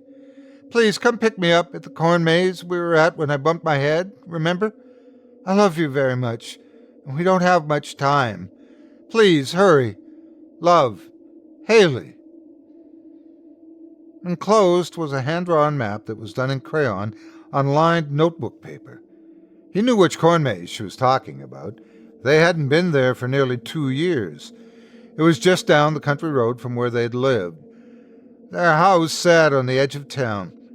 If you walked 5 minutes one way, you were in civilization. If you walked 5 minutes in the other direction, you were surrounded by farmland. It was the tail end of November. The fields were bare and desolate. He wasn't willing to fully believe that he had just received a letter from his sister, but he knew those footsteps. And if it was really her, why didn't she stay in the house? Why did he have to go get her? His rational side was working overtime to make sense of it all, but none of that work touched the deep down, the intuitive part of him, that just knew that Healy had reached out to him from beyond some veil she couldn't completely pierce. Gabriel didn't say much to anyone until the weekend, when he made a decision. He hoped that he would fall asleep and default on his plans to go looking for a corn maze that had probably been mowed down with the rest of the fields, but sleep fled him. When 2 a.m. rolled around and his eyes hadn't grown an ounce heavier, he put on his clothes and he went out the front door as silently as a shadow cast by the moon. It was a full moon, and it rode high. The surrounding fields had scattered stalks of corn that gleamed like broken bones in the cold light. He wasn't sure what he would find. Surely the maze had been mown down in the harvest, but no, it was still there. The tall, dense, and mature corn stalks that formed its walls were untouched. He rubbed his eyes, expecting the fog of his breath in the crisp air to wash away the sight of the maze, but there it was, visible and tangible. A girl sat at a worn picnic table that was set up as an admission desk. Hand-painted signs announced prices for exciting fall-themed trinkets and goodies, even though the table was completely bare. The girl's pale skin was made even more pale by the moonlight, and her eyes and hair and lips were very dark by contrast. She wore a metal band shirt with wide-legged black denims. She looked up to see Gabriel, and she didn't seem surprised. She also didn't appear to care. "Hey," he said. "You want to go through the maze?" she snapped. "Well, I got a letter that told me to come here to meet my sister. She's been missing for months, and everyone thinks she's dead, and Do you want to go through the maze, yes or no?" "Yes." "Okay. That'll be $3. "I don't have any money." "Fine, give me your hand." Gabriel hesitated a moment before trusting the girl with one of his hands. He was quite the fair-skinned youth himself, but her own hands were much whiter, porcelain even. She tied a hemp wristband around his wrist that felt rather snug and a bit prickly. He furrowed his eyebrows and began to itch at it. There was no sympathy in the girl's gaze. "You'll need to put at least 3 drops in the bowl next to the arch." She pointed to a great arch constricted of hay bales that curved overhead in a majestic feat of rural engineering. 3 drops of what? He asked. She just stared at him. He shook his head and approached the arch. Shriveled pumpkins and gourds of mottled, faded colors sat atop its curve. They weren't cracked into jack-o'-lanterns, and yet somehow their withering surfaces still formed vague visages that stared at Gabriel, and this made the air feel colder. He drew in his breath and nodded to the girl in thanks. He wanted to ask her what she was doing out here in the field, dressed so lightly in the wee hours of the night, but something told him he shouldn't. He looked up at the arch, which seemed to grow in size as he got closer to it. Then he saw it, a weathered wooden bowl surrounded by flickering candles. It sat crooked on the ground. Maybe she meant 3 drops of candle wax. The candles were the sort he had seen in church, fat white candles in tall glass jars. He poured 3 drops into the bowl and proceeded to the maze. It wasn't a complicated maze at all, clearly meant for someone half his age. The exit came up quick. He stepped out into the wide-open, moon-bathed, harvested landscape, feeling apprehension and anger intertwining around his heart. He headed back inside, through the maze exit, readying some aggressive questions for the girl at the entrance. He stopped in his tracks when he heard some sort of abrupt dragging sound behind him. The exit had been sealed behind him. A barrier of corn formed where there had been an opening. He stared dumbly before trying to pass the barrier. It was impossibly dense. He jumped up and down to try and look beyond the leaves and the stalks. He couldn't see anything due to a fog that hadn't been there before. He staved off a wave of anxiety and arrived back at the arch. It was barred with splintered planks, studded with rusty nails. His jaw dropped. Before the barrier was the wooden bowl with the church candles. A sharp pain stung his wrist. The wristband had constricted and dug into his skin. Blood flowed in a clean, straight line and started to pool into a trembling bead at the bulge of his wrist. He then understood the girl's ominous words. 3 times his dark blood welled up and fell through the rays of the candles into the bowl. Something changed in the air as soon as the 3rd drop thumped against the wood. The wax of the candles had changed from cotton white to crimson. The entire arch shuddered as the nail-studded planks retracted upward like a portcullis. He saw before him what could have been mistaken for one of those old wooden corn cribs, only it was much bigger. It felt more like a mausoleum. There was a great central door flanked by carved faces that sat beneath niches where funeral urns sat. The faces, the urns, and the overall bearing of the gigantic structure was grotesque and foreboding. A shiver coiled its way through Gabriel's body, and he wanted to leave what he had discovered behind and go home. Someone must have been listening to his thoughts. The spiked planks thumped back down into the earth behind him. There was no going back. Trembling, he approached the heavy wooden door that had knockers of great rings clenched in the jaws of demonic gargoyles. They were entirely made of wood. The rings made deeper thumps than wood ought to have. Nobody answered. He gave the door a gentle push, and it opened with an awful creak. The interior was utterly dreadful. Gothic chandeliers, decorative suits of hellish armor, niches for candles, visages of fearful, howling souls in mirror frames and door jambs. It was all wood, and the guttering lights made everything wriggle with life. It seemed to Gabriel to be one big fire hazard. A grand chasm of a hallway stretched in front of him, longer than the buildings outside suggested. There was a low, narrow trough that ran the entire length of the hall. It was filled with black tar-like liquid. It flowed like polluted rainwater in the gutter of a foul street. "Come in," echoed a shadowy, whispery voice. Gabriel took a few tentative steps forward, and he jumped as the door slammed shut, nearly hitting him in the back. "Don't be afraid. You're welcome here. Actually, you've been invited," came the voice again. Gabriel didn't feel comforted or reassured in the least. Not until he saw his sister step out from somewhere into the middle of the hallway. She was wearing the same dress he had last seen her in.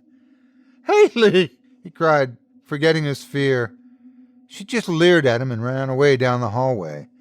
He gave chase and didn't slow down until he started seeing what was in the hallway with him. There were vaults in those walls, sealed by more bars of nail-studded planks. They weren't empty. Hands and arms hung limp out into the candlelight. A finger would twitch here and there.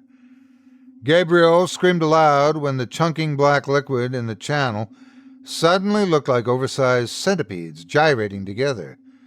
As soon as he saw the shapes of the creatures, it reverted back to being liquid. His heartbeat shook his whole body, but that fleeting sight of his sister drove him onward. Double doors at the far end of the hallway lazed open, allowing more golden light into his view. He thought he saw wine-red carpet, but he forgot all about it as a far worse sight stole his senses when he reached it. There was Healy standing at attention. The large, long room was lined with wooden cages. Each of them contained a child in rags that vomited a steady fountain of the black liquid. Their eyes rolled in exhausted misery beneath foreheads etched with tired lines. The spurting foulness shape-shifted between the forms of insects and demons and screaming faces as it ran down the pedestals holding each cage, where it joined the black stream that ran throughout the building. Healy didn't seem to notice them, or the towering figure next to her that kept one hand on her shoulder. It looked every bit like a scarecrow with a straw hat, overalls, and a burlap bag with stitched eyes and a mouth. "Hello, Gabriel. Your sister has been looking forward to seeing you." The thing spoke. The stitches in its mouth writhed with each consonant. "You're a scarecrow," Gabriel stammered. "More than that. I'm a custodian," the scarecrow said, bowing its head. "I'm also very reasonable. I seem to have accidentally ended up with this little treasure." It drummed its fingers on Healy's shoulder. "She doesn't belong in a place like this. Her heart is such a good apple. This place is for rotten, wormy hearts. Can she come with me, then?" The scarecrow held up a long, gloved finger. "There's the issue. I would be delighted to let her go home. But someone needs to take her place. And no, I won't accept you. I see the hero in your golden apple heart that could make that sacrifice. Very touching. No, you need to find me another heart. One with worms, preferably. But any heart will do." Gabriel swallowed hard. The only thing that seemed more unfathomable than willingly bringing anyone to this place to spend eternity behind nail-studded boards was convincing them to... "You don't need to persuade anyone." The scarecrow interrupted his train of thought. "You'll just have to be sneaky." One large black tar centipede wriggled out of the chamber's wooden channel and scurried toward Gabriel in a winding S movement. It paused just long enough to show Gabriel that its body segments were made of screaming baby faces. He was about to flee when the thing coiled up and shriveled into something small and pale. A corn doll, made from colorless, dry leaves. "Take my totem and give it to whoever you feel is worthy of residency at this fine establishment. Then you can take your precious little apple home." Gabriel blinked at the horrible object. What if they won't take it?" "You're a bright boy. I'm sure you'll find a way of getting it on some lucky winner's person by the deadline." Deadline? Yes, in 2 days at sundown. Then I'll come for whoever is in possession of it. If I end up coming for you, then I keep you and your sister both. Then I'll have 2 good apples that don't belong here. What a shameful circumstance that would be. Gabriel was so overwhelmed with digesting the Scarecrow's words that he didn't notice the corn doll crawling crab-like up his pant leg. Its grip was sharp like a pinch bug, and a sudden shrieking wind blasted Gabriel off his feet. When he opened his eyes, he was in his bed. The notion that the whole thing had been a dream was erased by the sensation of the corn doll's pointed arms and legs anchoring itself into the skin of his stomach. He pulled it off in horror. It moved a bit, then went still, staring at him with a face it didn't have, putting the question to him of what he was going to do next. Day was just breaking, and the sunlight bled through the blinds. It reminded him too much of the candlelight. He sat up in bed and regarded the corn doll as if it were the scythe of the Grim Reaper.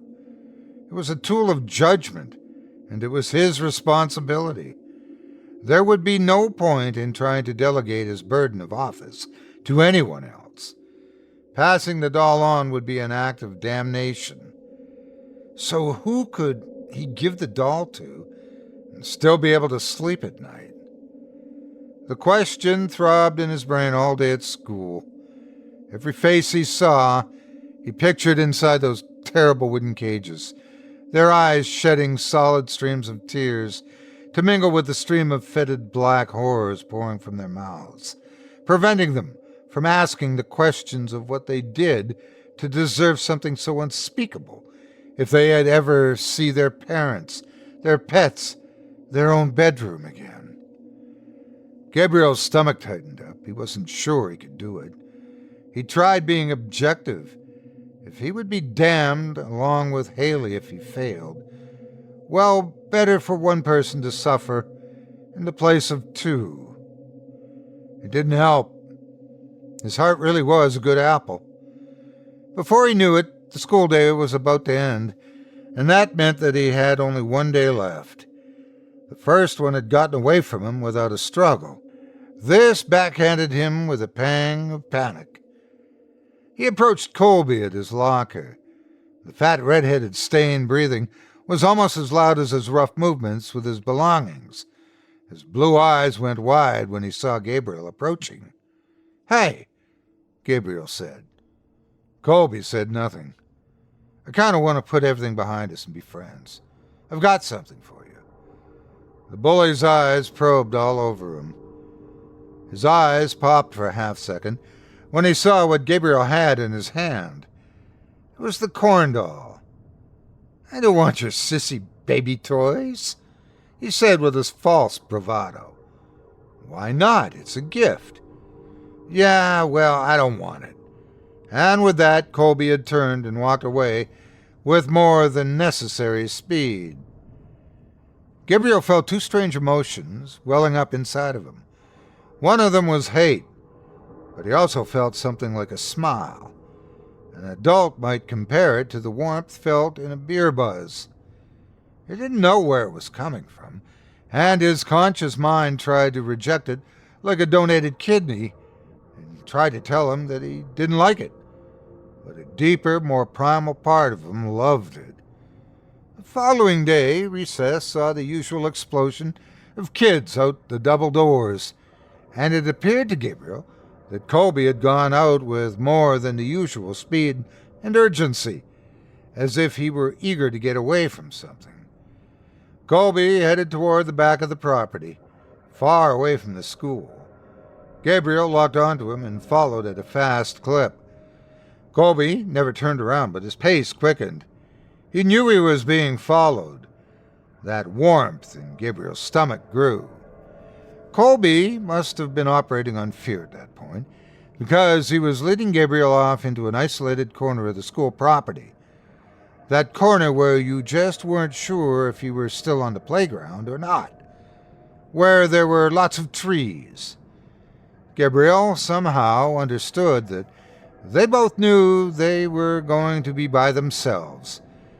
This was either going to be a man-to-man chat or a man-to-man fight.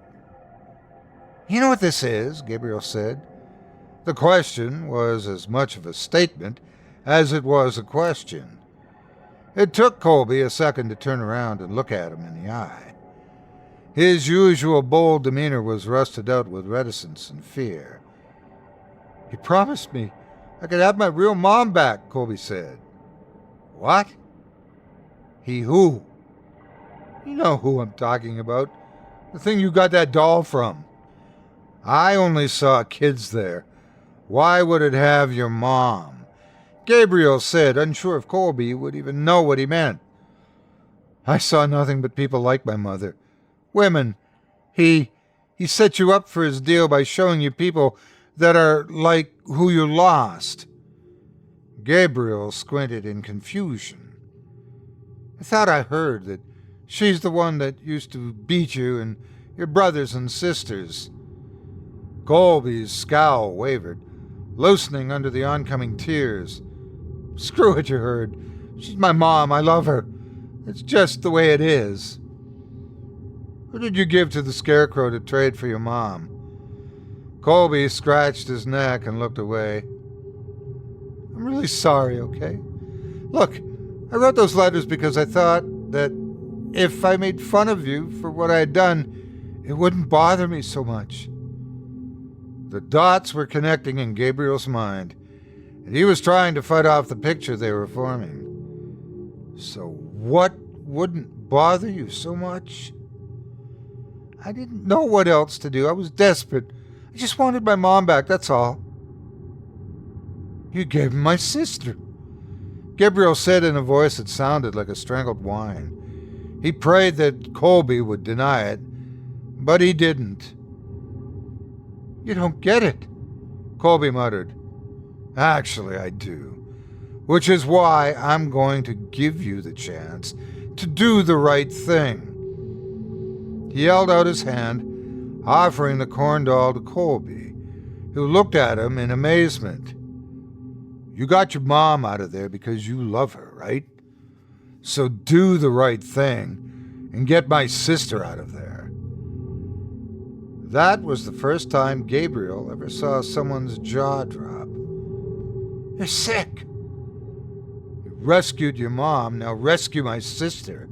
Do what's right." "I'm not rescuing your whore-brat sister." Colby didn't have time to catch his breath from his outburst. Gabriel lifted his foot and kicked him square in the sternum, knocking him back into the door of what looked like a burly industrial shed, the kind with a light bulb in a small metal cage above the door. The door had been left ajar, and it swung open wide for the tumbling Colby, whose head rammed into a shelf of paint cans and mason jars. His instincts fired off, and he got to his feet and made a mad dash for the door, which was blocked by Gabriel. Gabriel grabbed the handle of a heavy shovel and brought it up to clock Colby with the sturdy wood, but the inertia knocked both of them back outside. Colby landed on top of his assailant, and he sneered down into his face. They grappled for the shovel. Colby might have been the victor if he hadn't put so much energy into a great cry of, "Help! Help!" But it was just enough of a window for Gabriel to wrench the shovel out of his hands and bring the handle across Colby's forehead. Colby woke up unable to move. He was back inside the shed. The shovel was leaned against the wall as if mocking him. He gathered enough strength to thrash and twist against his bonds, but whatever they were, they held fast. He saw a roll of dusty gray duct tape on the floor. He felt tears sting his eyes. The door opened, and Colby briefly hallucinated that it was a policeman. But it was just Gabriel. He had a hard, natural look to him, like a judge. He held the corn doll to Colby's temple, and its little arms and legs dug into his skin like the mandibles of some insect. Tears flowed down Colby's cheeks and down the duct tape that muffled his whimpers. "Gabriel, regarded this with cold satisfaction, that strange warmth rolling in his belly. But then he noticed something about his prisoner. Where there should have been a bruise on his face from the whack from the shovel, there was flaking skin. Flaking and crumbling. He absently picked at it, making a soft, snapping, crinkling sound. Colby winced. The two gazed into each other's eyes, and it was the first time that Gabriel noticed how papery his foe's eyes appeared. He was trying to stave off the idea that his crumbling wound felt much like the corn doll. The hours wore on. The sun started to set. Colby cried for water through his muzzle, but Gabriel just stared down at him. Gabriel was feeling the hydration and exhaustion also, but he stayed the course. He was going to see this through. He winced at everything that sounded remotely like a police siren. He expected that the school grounds would be crawling with law enforcement, and they'd be found out minutes before the Scarecrow was due. But no. Nobody came looking for either one of them. The dangling light bulb in the crest of the ceiling flickered. Colby bobbed in and out of consciousness until there was a knock on the door, and it opened on its own accord. "Hello, Colby," said a low voice. "I had a feeling we'd be seeing each other again." Colby's eyes snapped open with clarity. The Scarecrow nodded to the corn doll lodged in the boy's temple like an oversized tick. Gabriel didn't see what happened next. He was standing outside in the cool night air. He saw the Scarecrow go inside the shed, but nobody came out. He hesitated, but went to investigate when it had been completely still for too long. The shed was empty. Colby was gone, duct tape bonds, corn doll, and all. Gabriel wondered if there was going to be any kind of acknowledgement or confirmation from the Scarecrow. His conscience was starting to twitch, but that would be easy to ignore if he just knew that his sister was safe and free of that otherworldly crypt. He didn't want to stay on the school property, but he didn't want to go home in the blind fog of uncertainty. What kind of story was he going to use to cover himself? Colby's disappearance was going to be a hot question tomorrow, when it would be confirmed that he didn't make it home. He stumbled on his way home, unable to think of anywhere else to go. He was hungry and thirsty and utterly spent. He forgot how bad he felt when he saw a short shadow standing outside his home. He could see no details, but he knew. He just knew. He ran up to the figure and descried just enough detail to confirm that it was his sister. "Healy," he said with renewed strength.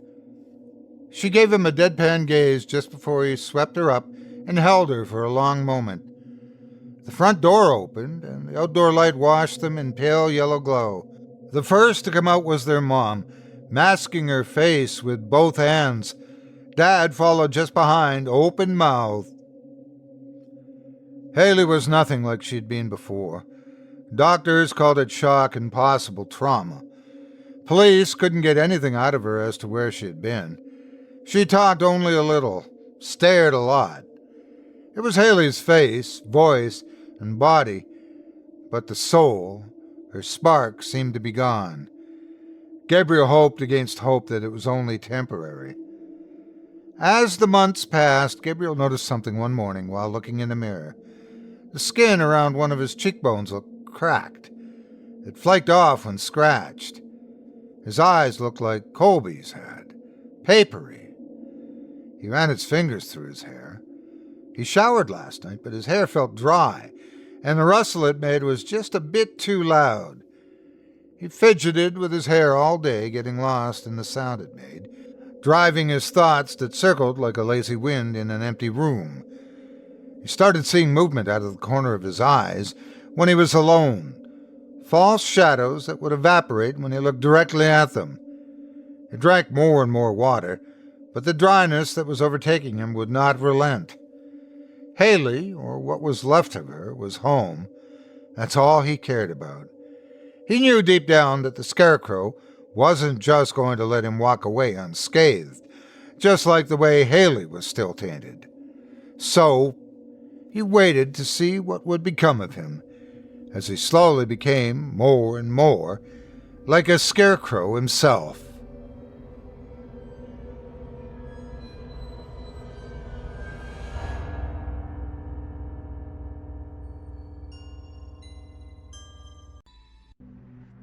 Saturday night. It seemed to take forever to come around. I can hardly bear it. My head buzzing like a kid on Christmas Eve, goosebumps dancing across my leathery skin.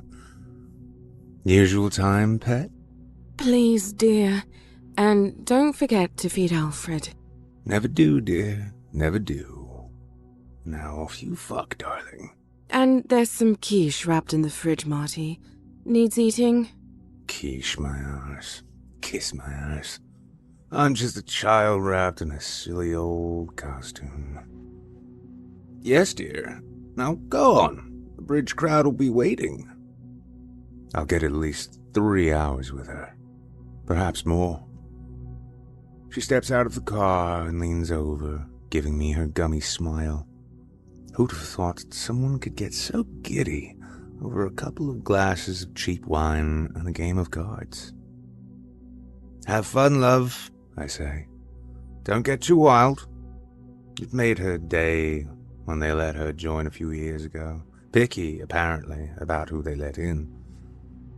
I've only ever met John. Installed the security system and sensors throughout both houses. Shy as a schoolgirl, he was. Nice enough, I suppose. Ah, there she goes. My dearest Susan. As she hobbles up the driveway, I offer a wave. Her oversized handbag clutched between her knobbly fingers.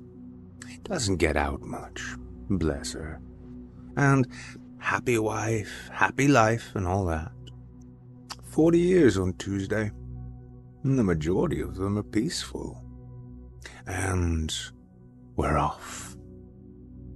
It's hard adhering to speed limits when urgency flows through your veins, but I don't like to tempt fate.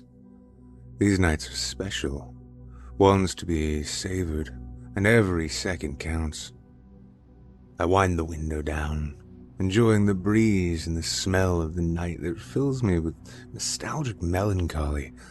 Long summer evenings on our bikes, legs going like the clappers as though we could escape the inevitability of darkness. I offer a commemorative howl to the already visible larger-than-life three-quarter moon. Damn, I love Saturdays. Forecaster said there's a heat wave coming, but for now, coolness caresses me, going some way to calm my nerves. Sinatra sings his smoothness on the radio too, but some punk DJ with no right to fade the master out starts spitting out words, spreading mold. So much bad news. Local politicians and their barefaced lies. Homeless numbers going through the roof. An influx of drugs in the area. And beware, the full moon killer is still at large and will likely strike again next week. Please make sure you report any suspicious behavior to your local police station. Have a pleasant evening, friends. The changeover track kicks in.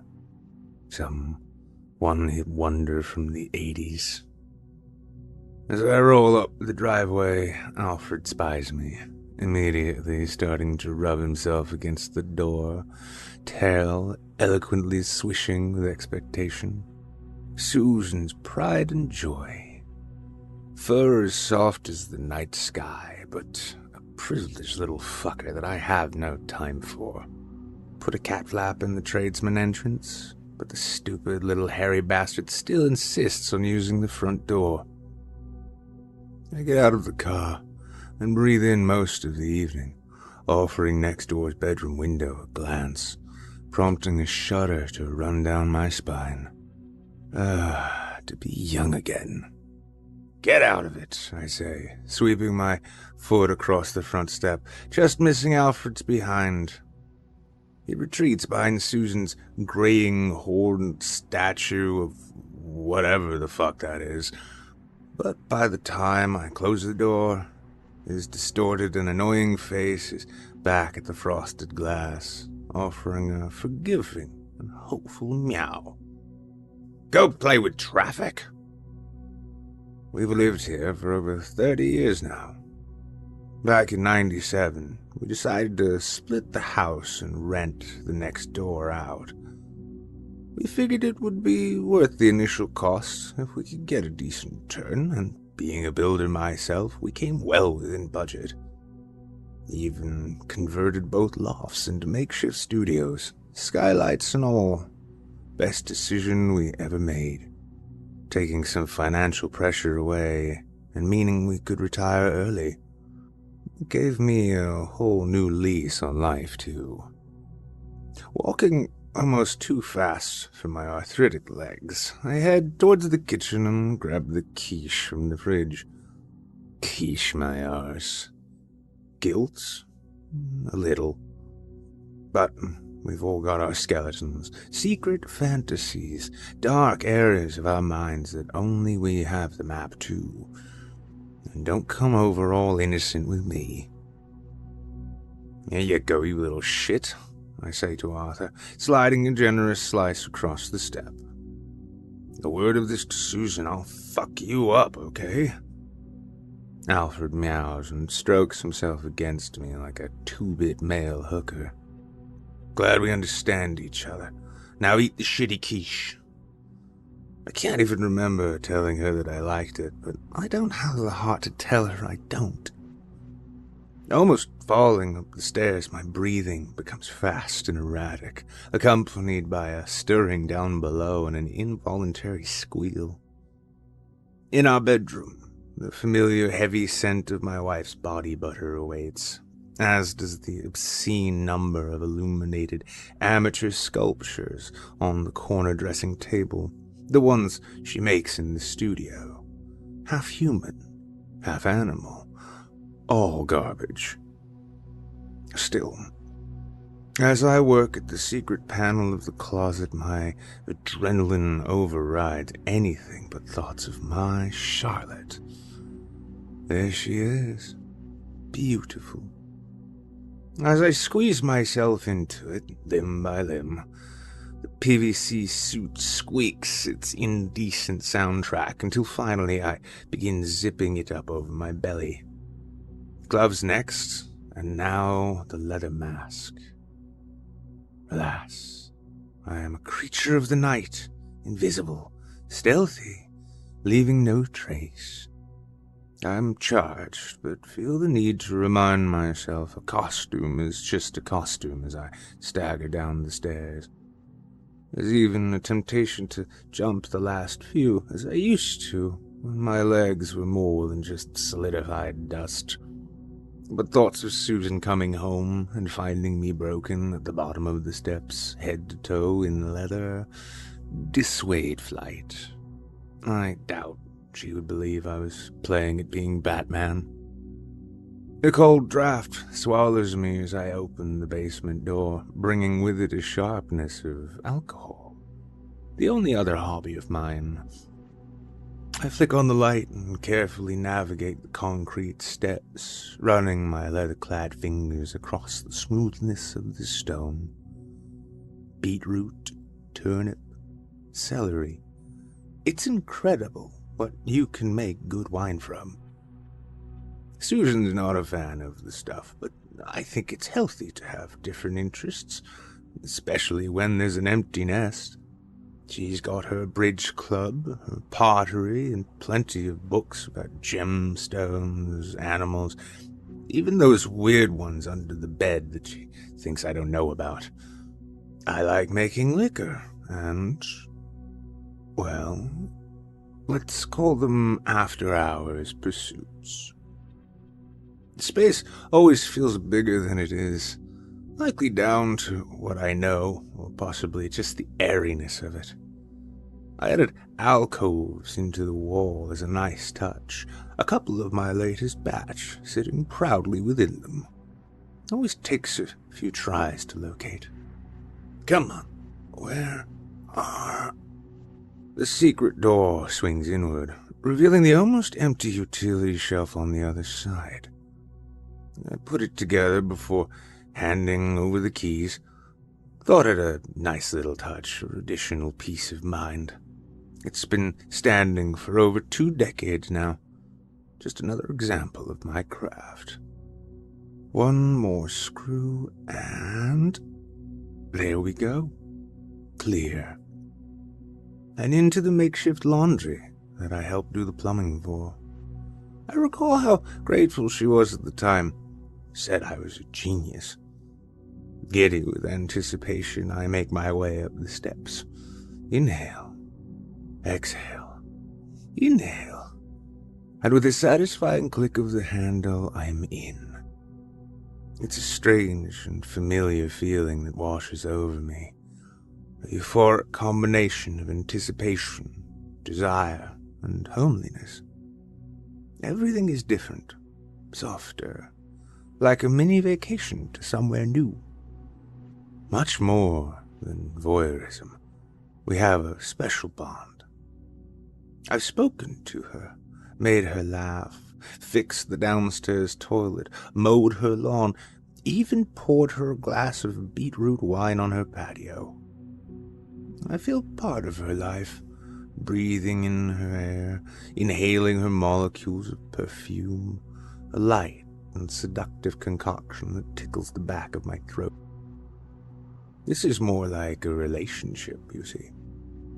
I'm the man of these houses. You may mock, but I have even seen her play with her hair when she talks to me, the blood rushing to her face. See the losers she dates, too. Nowhere near good enough for her. One guy lasted a few months, but I soon put paid to that, sneaking into the bedroom on 3 occasions and cleaning out his wallet. Pissed all over the bathroom floor, too. There's a new guy on the scene now, but he won't last, not if I have anything to do with it. He's only stayed over 3 times that I know of, but that's more than enough. I dropped into town last week and picked up a lacy pair of red panties. Now, if they should accidentally happen into the pocket of his overly tight pants... The giant television screen casts my glossy and smooth reflection as I flop into the couch. Perhaps that's why I like wearing the extra skin, to cover the imperfections that age brings and to match the youthfulness of my mind and all the desires that refuse to relent. I've still much to offer. Susan knocks back my advances. Just because I'm getting on a bit doesn't mean I don't have urges. That said, it's never my wife I imagine below me. Always Charlotte. Her low-cut dress up to her waist, hands on my buttocks, bringing me into her. Make love to me, Marty. Make me feel. Love should have no boundaries, age or otherwise. And it is love. I know it is. We'd do it properly. I'd tell Susan first, and then we could escape to the country and stay in a B&B for a while until we decided the next steps. Just keep telling yourself that, Marty. I reached over, tonguing the rim of the wine glass smeared with lipstick, before sipping some of the remaining wine and swirling it around in my mouth. Earthiness, cherries, raspberries. It's a Pinot Noir. Not top shelf, but none of that cheap crap either. I could teach her about wine. We could spend the weekend in France, the country of love, where anything goes. No boundaries left to be broken. As I push myself up, I notice 3 boxes in the corner of the room and make my way over. One has the word charity scrawled across the side, full of clothes, ornaments, DVDs. The other two are unmarked and full of books. Everything from Twilight to Dale Carnegie. I guess she must be having a clear-out of sorts. Untidiness greets me in the kitchen. Lots of stuff scattered across the counter. Sometimes I do a bit of cleanup, not being a fan of slovenliness, but it all depends on how the night rolls. There's nothing much of interest in the fridge, though I can't resist fingering a dollop of cream from the mini birthday cake. 32 candles squished in there, someone having a shitty sense of humor. I wrote her a poem for her birthday, and I'll read it to her one day. The smell of perfume gets even stronger as I make my way up the stairs. No need to avoid the creak of the fourth step. That's only a factor when she's still in the house. I must admit, those visits are becoming more regular, but before you start judging, I don't get up to no funny business. I just sit in the plush chair, watching and listening. The gentle rise and fall of her smooth chest, little moans as she changes position.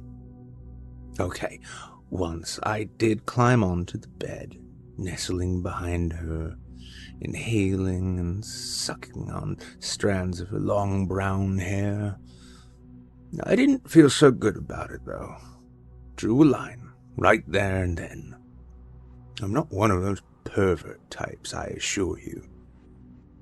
As I cross the threshold to her bedroom, I'm transported to that now familiar and different world, a mellow heaven full of dizzying scents.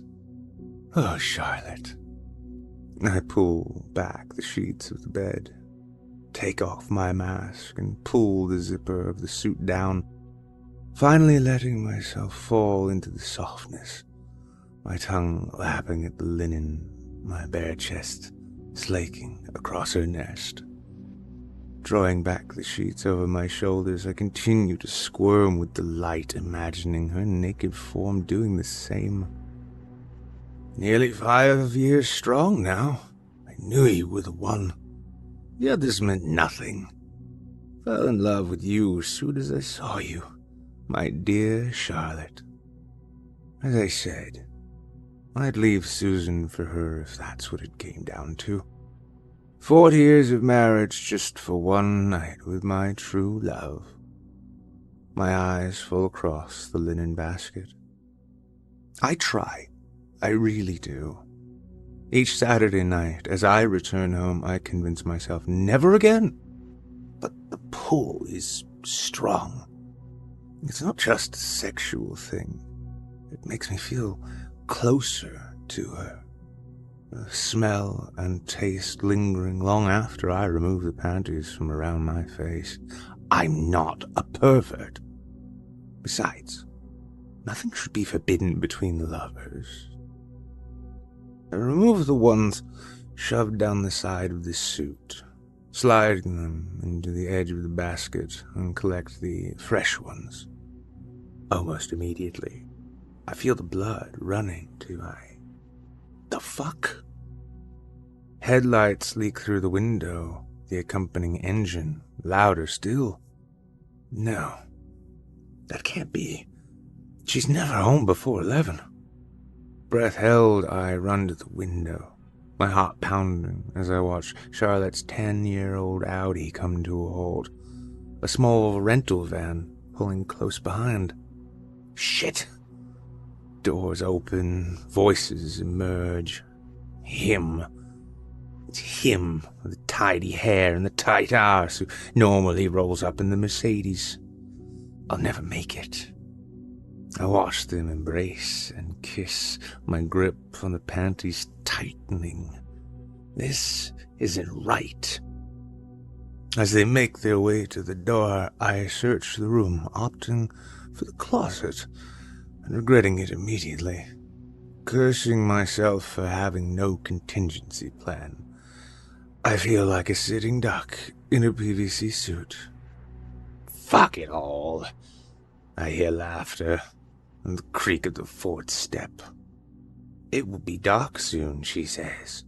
We should make a start. It's all about the preparation, Charlie.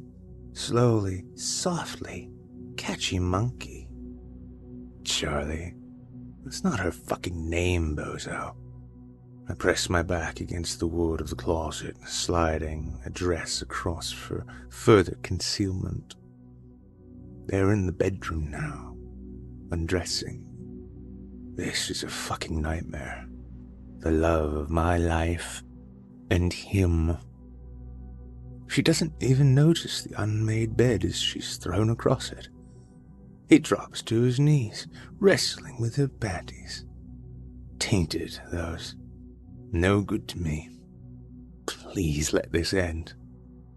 He goes in for the kill, feasting on her deliciousness, the full course, not just an appetizer.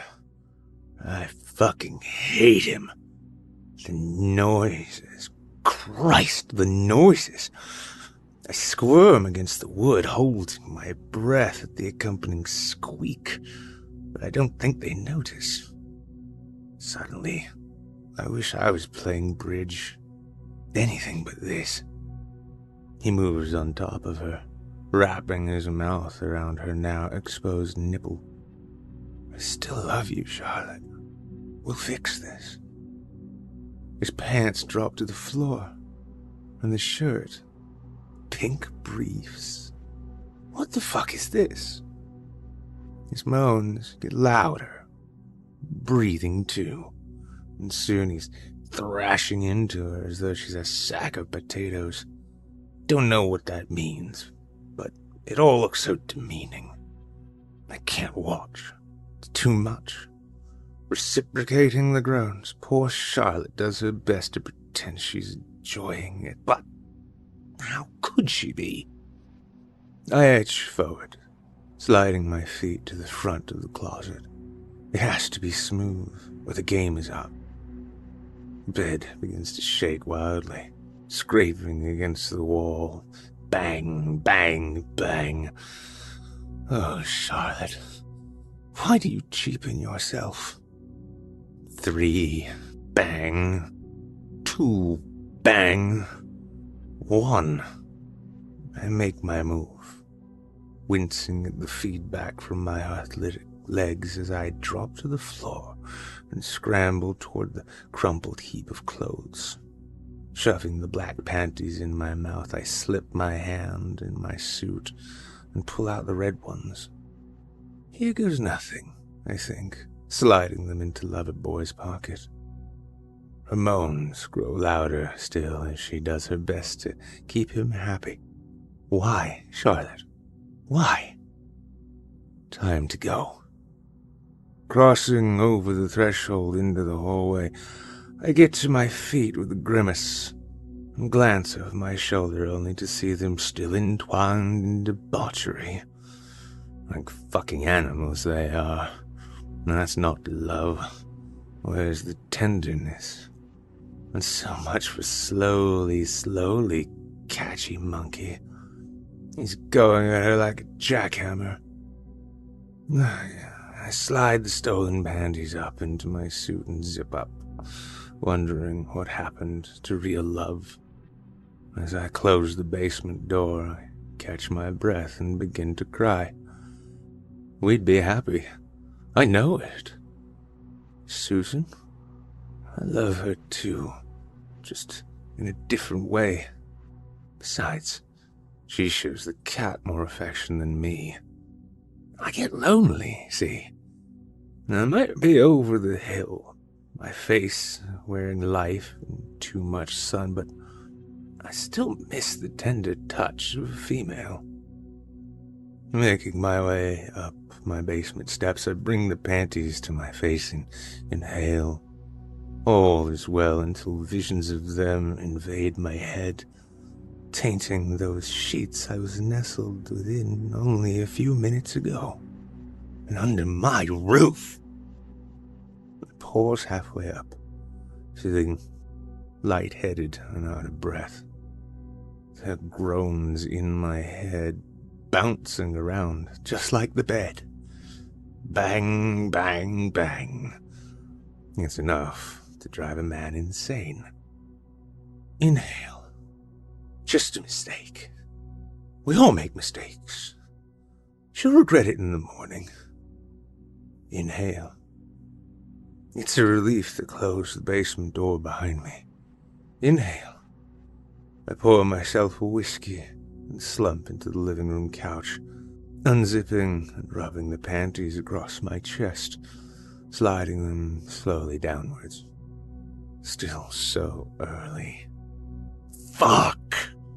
I'm aroused but can't bring myself to do it. He's in my head. The fucker. The neat-haired, tight-assed fucker. She's moving out.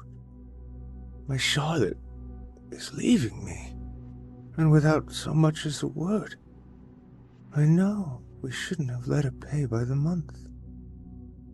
After a couple more whiskeys, I hear voices and move toward the bay window, watching them as they carry some of her things into that shitty little van, finally driving off into the distance. Oh, Charlotte. Angrily, I wrap the panties around my head and fall onto the couch sobbing. Another whiskey. Another. Finally, a tidal wave of exhaustion approaches. It takes a while to realize what's going on. A blue flashing to my left prompts me to reach out, knocking the tumbler to the ground. Shit, fuck. Hello? Shit. I aim for the green button again. Hello?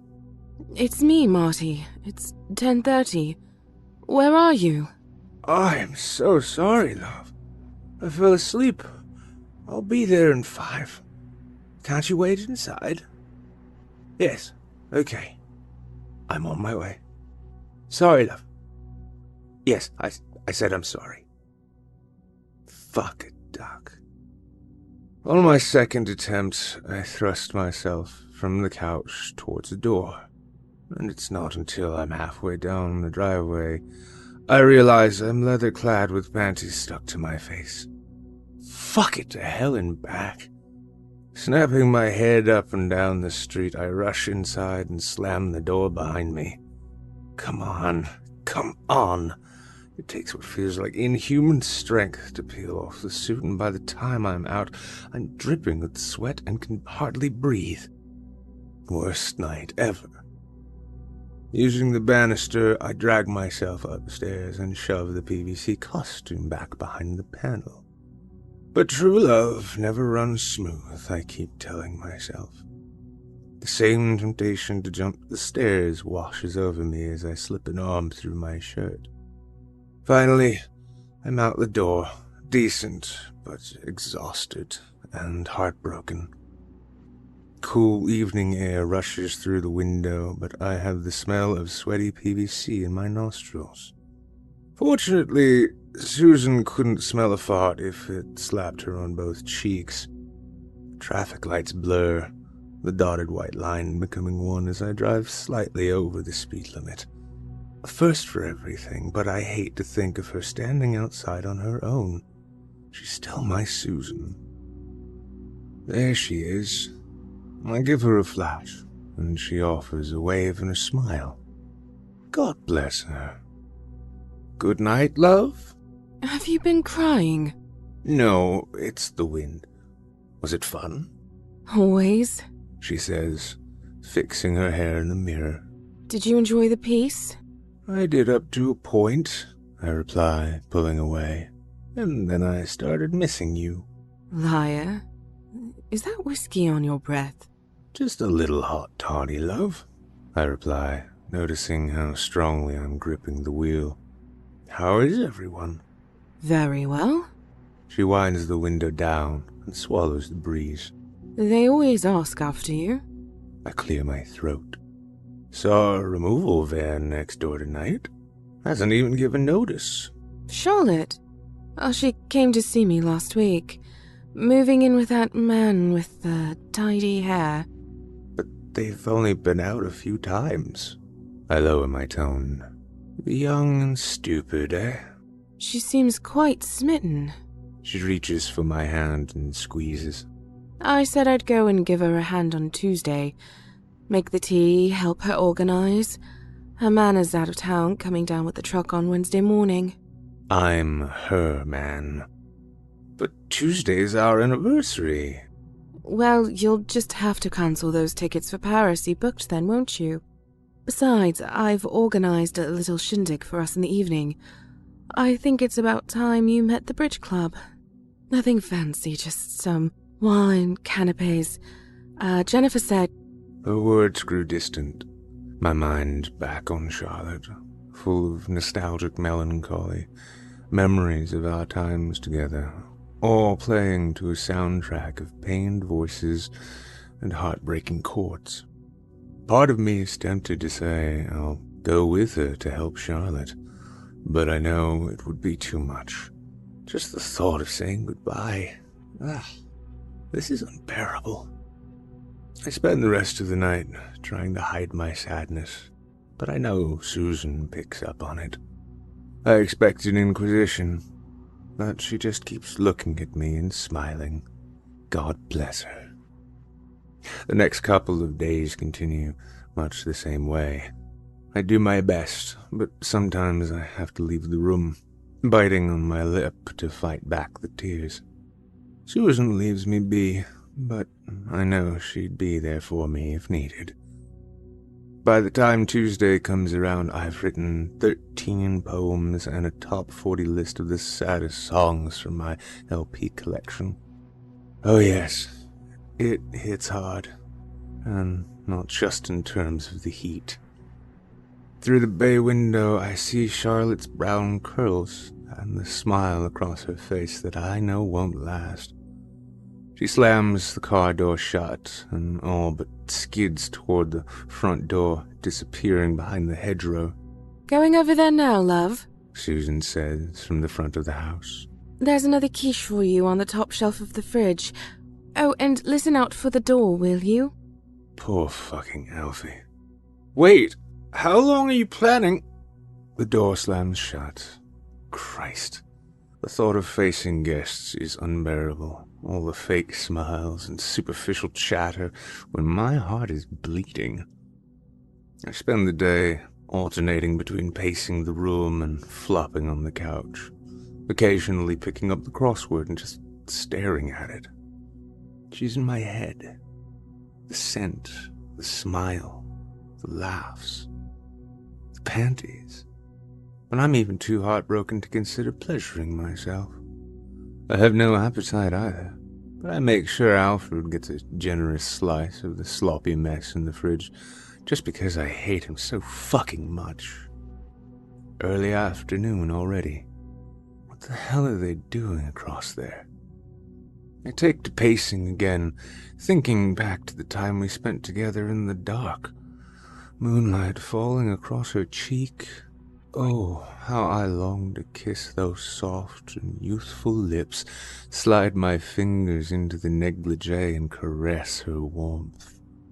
I'm a hopeless romantic, nourished on thoughts of walks on the beach and rolling in the sand. Another bout of tears threatens to release, and I curl my fingers into a fist. Tomorrow, she will be out of my life for good. The afternoon is swallowed by a black hole of grief and despair, the eventual knock at the door tempting me to scramble behind the couch. But I know Susan has gone to some trouble, and that somehow I need to snap myself out of this stupor and stop being so damn selfish. I open the door to 4 of the dullest-looking wrinklies I've ever seen.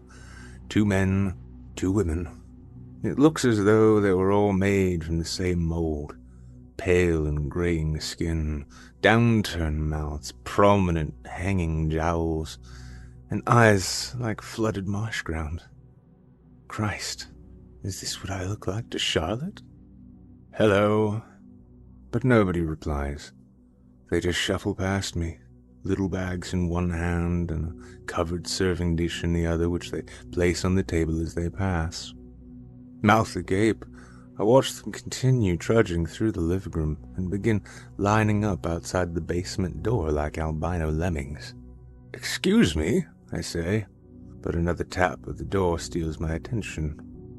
More of them. Another 6 clones. All with little bags and more dishes. I recognize John at the back of the group, only because of the twitch in his right eye. "John? Marty?"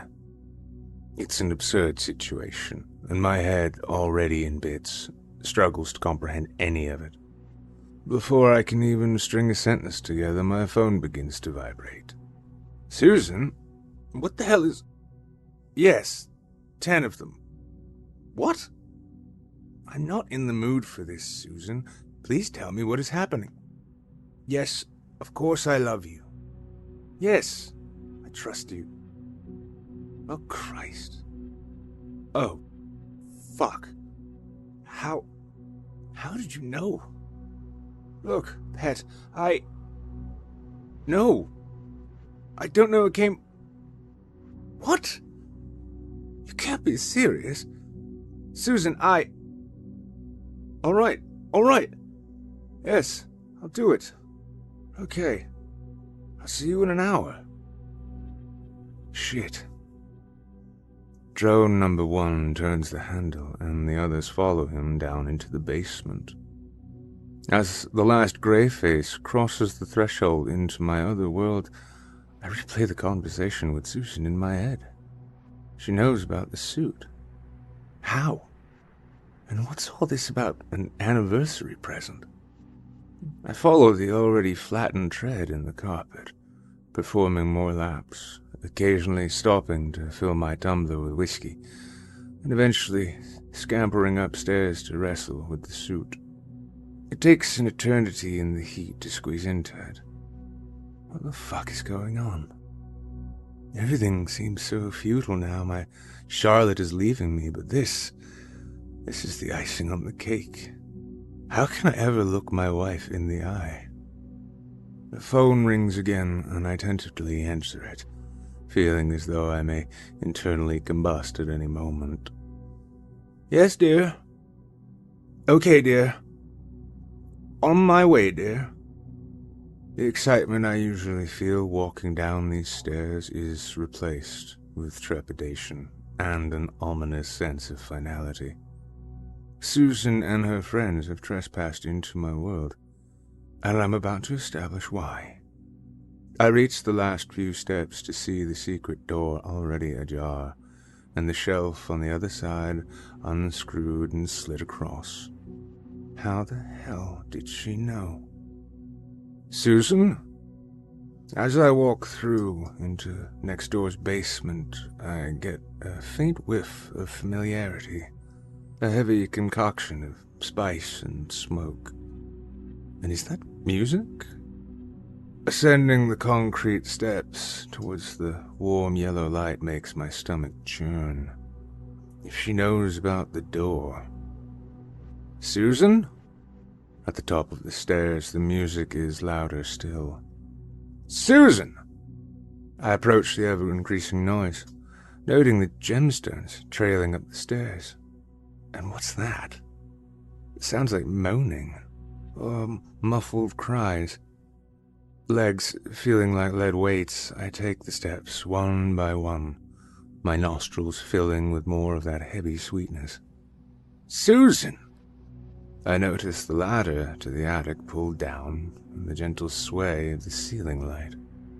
More prolonged groans emerge. And what the hell is that slapping sound?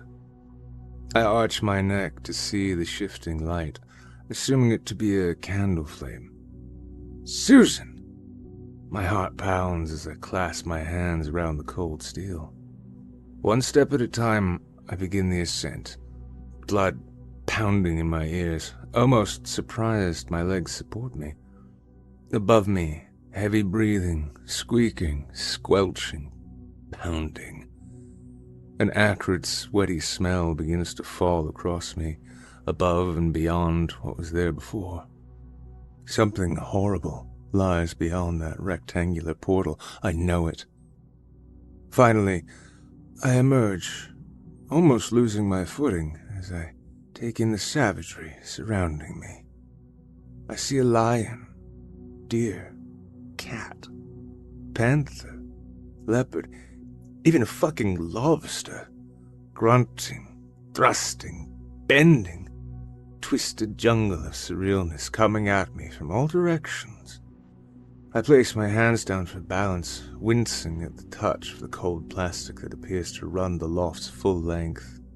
There only, I imagine, to catch whatever juices drip. Happy anniversary, My wife says between pants, but I haven't a clue which one she is. Your presence in the corner. What the fuck is going on, Susan? Oh, come on, Marty. She says, ripping the cat mask off. I should have guessed. We've all seen what you get up to after lights out. What? What are you talking about? Oh, Christ. She knows it all. But how? Nocturnal pursuits. Her knickers stuffed in your mouth, running around her bedroom dressed in leather, beating your chest like Tarzan. They all take a break from their groaning to cackle in unison. It's okay though, dear. She continues. We like what we like. The lion behind carries on, offering a roar. How did you... Cameras all over, dear. Courtesy of John when he did the alarm. You can't be too careful in a neighborhood like this. Her comments prompt more laughter. The lion is now no longer a lion. Backed to a pale-faced, twitching drone sporting a tail, sweat dripping down his cheeks and splashing against the plastic sheet. Hi, Marty, he says. Is this what you want, Susan? For me to dress up like a fucking animal? She looks me up and down and smiles. I've decided I want to share this with you, Marty. The others weren't sure about letting you in. Said we should both have our own interests. But I think this might be good for us. Exciting. We can go out with a bang. Fuck like we did in the old days. A different sort of cry emerges from behind her, and I heave myself up, weaving my way between the animals towards the back of the room. Charlotte? She's bound to the radiator. Someone's gigantic Y-fronts shoved down her throat. She looks at me with pleading eyes, mascara running down both cheeks. My Charlotte. I crouch down, running my fingers through her hair, goosebumps prickling my skin within a skin. Her eyes are glassy and delayed. I know how much you like this one, Susan says, pulling herself away from the lion-lemming hybrid. She holds her back as she creases toward the floor and picks up a knife. Happy anniversary, she says, offering me the handle and a peck on the cheek.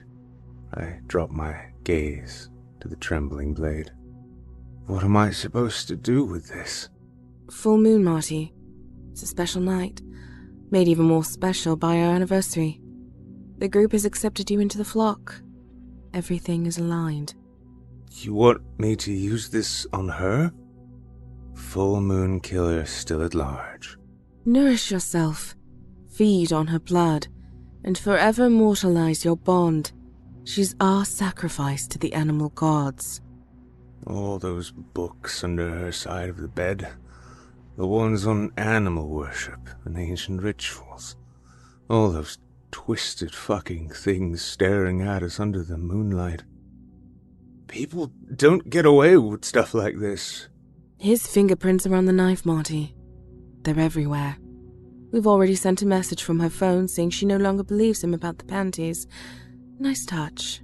This is insane. He's on his way. At least 2 hours to go. And we're all each other's alibi. Bridge night at our house. Full spread, the works. Just old codgers enjoying what time is left, having our night disturbed by the shouting and screaming next door. I feel young again. A kid on a dare. Full of adrenaline. And this woman, this stranger, I can't help feeling like I'm falling in love. And you do this every week? We only kill on a full moon, Marty. She smiles. Mostly the homeless, druggies, street filth. Rest of the time, we fuck like animals. I lean in towards Charlotte, inhaling her hair and perfume, but there's a residue of something else. Of him. Said she was relieved to be moving. My wife says. Said that she didn't feel safe here anymore. Things moving, going missing. Sometimes as though she was being watched. Said the area was going downhill too. I guess that's gratitude for you. Charlotte issues another muffled please, but Susan's words have me reeling.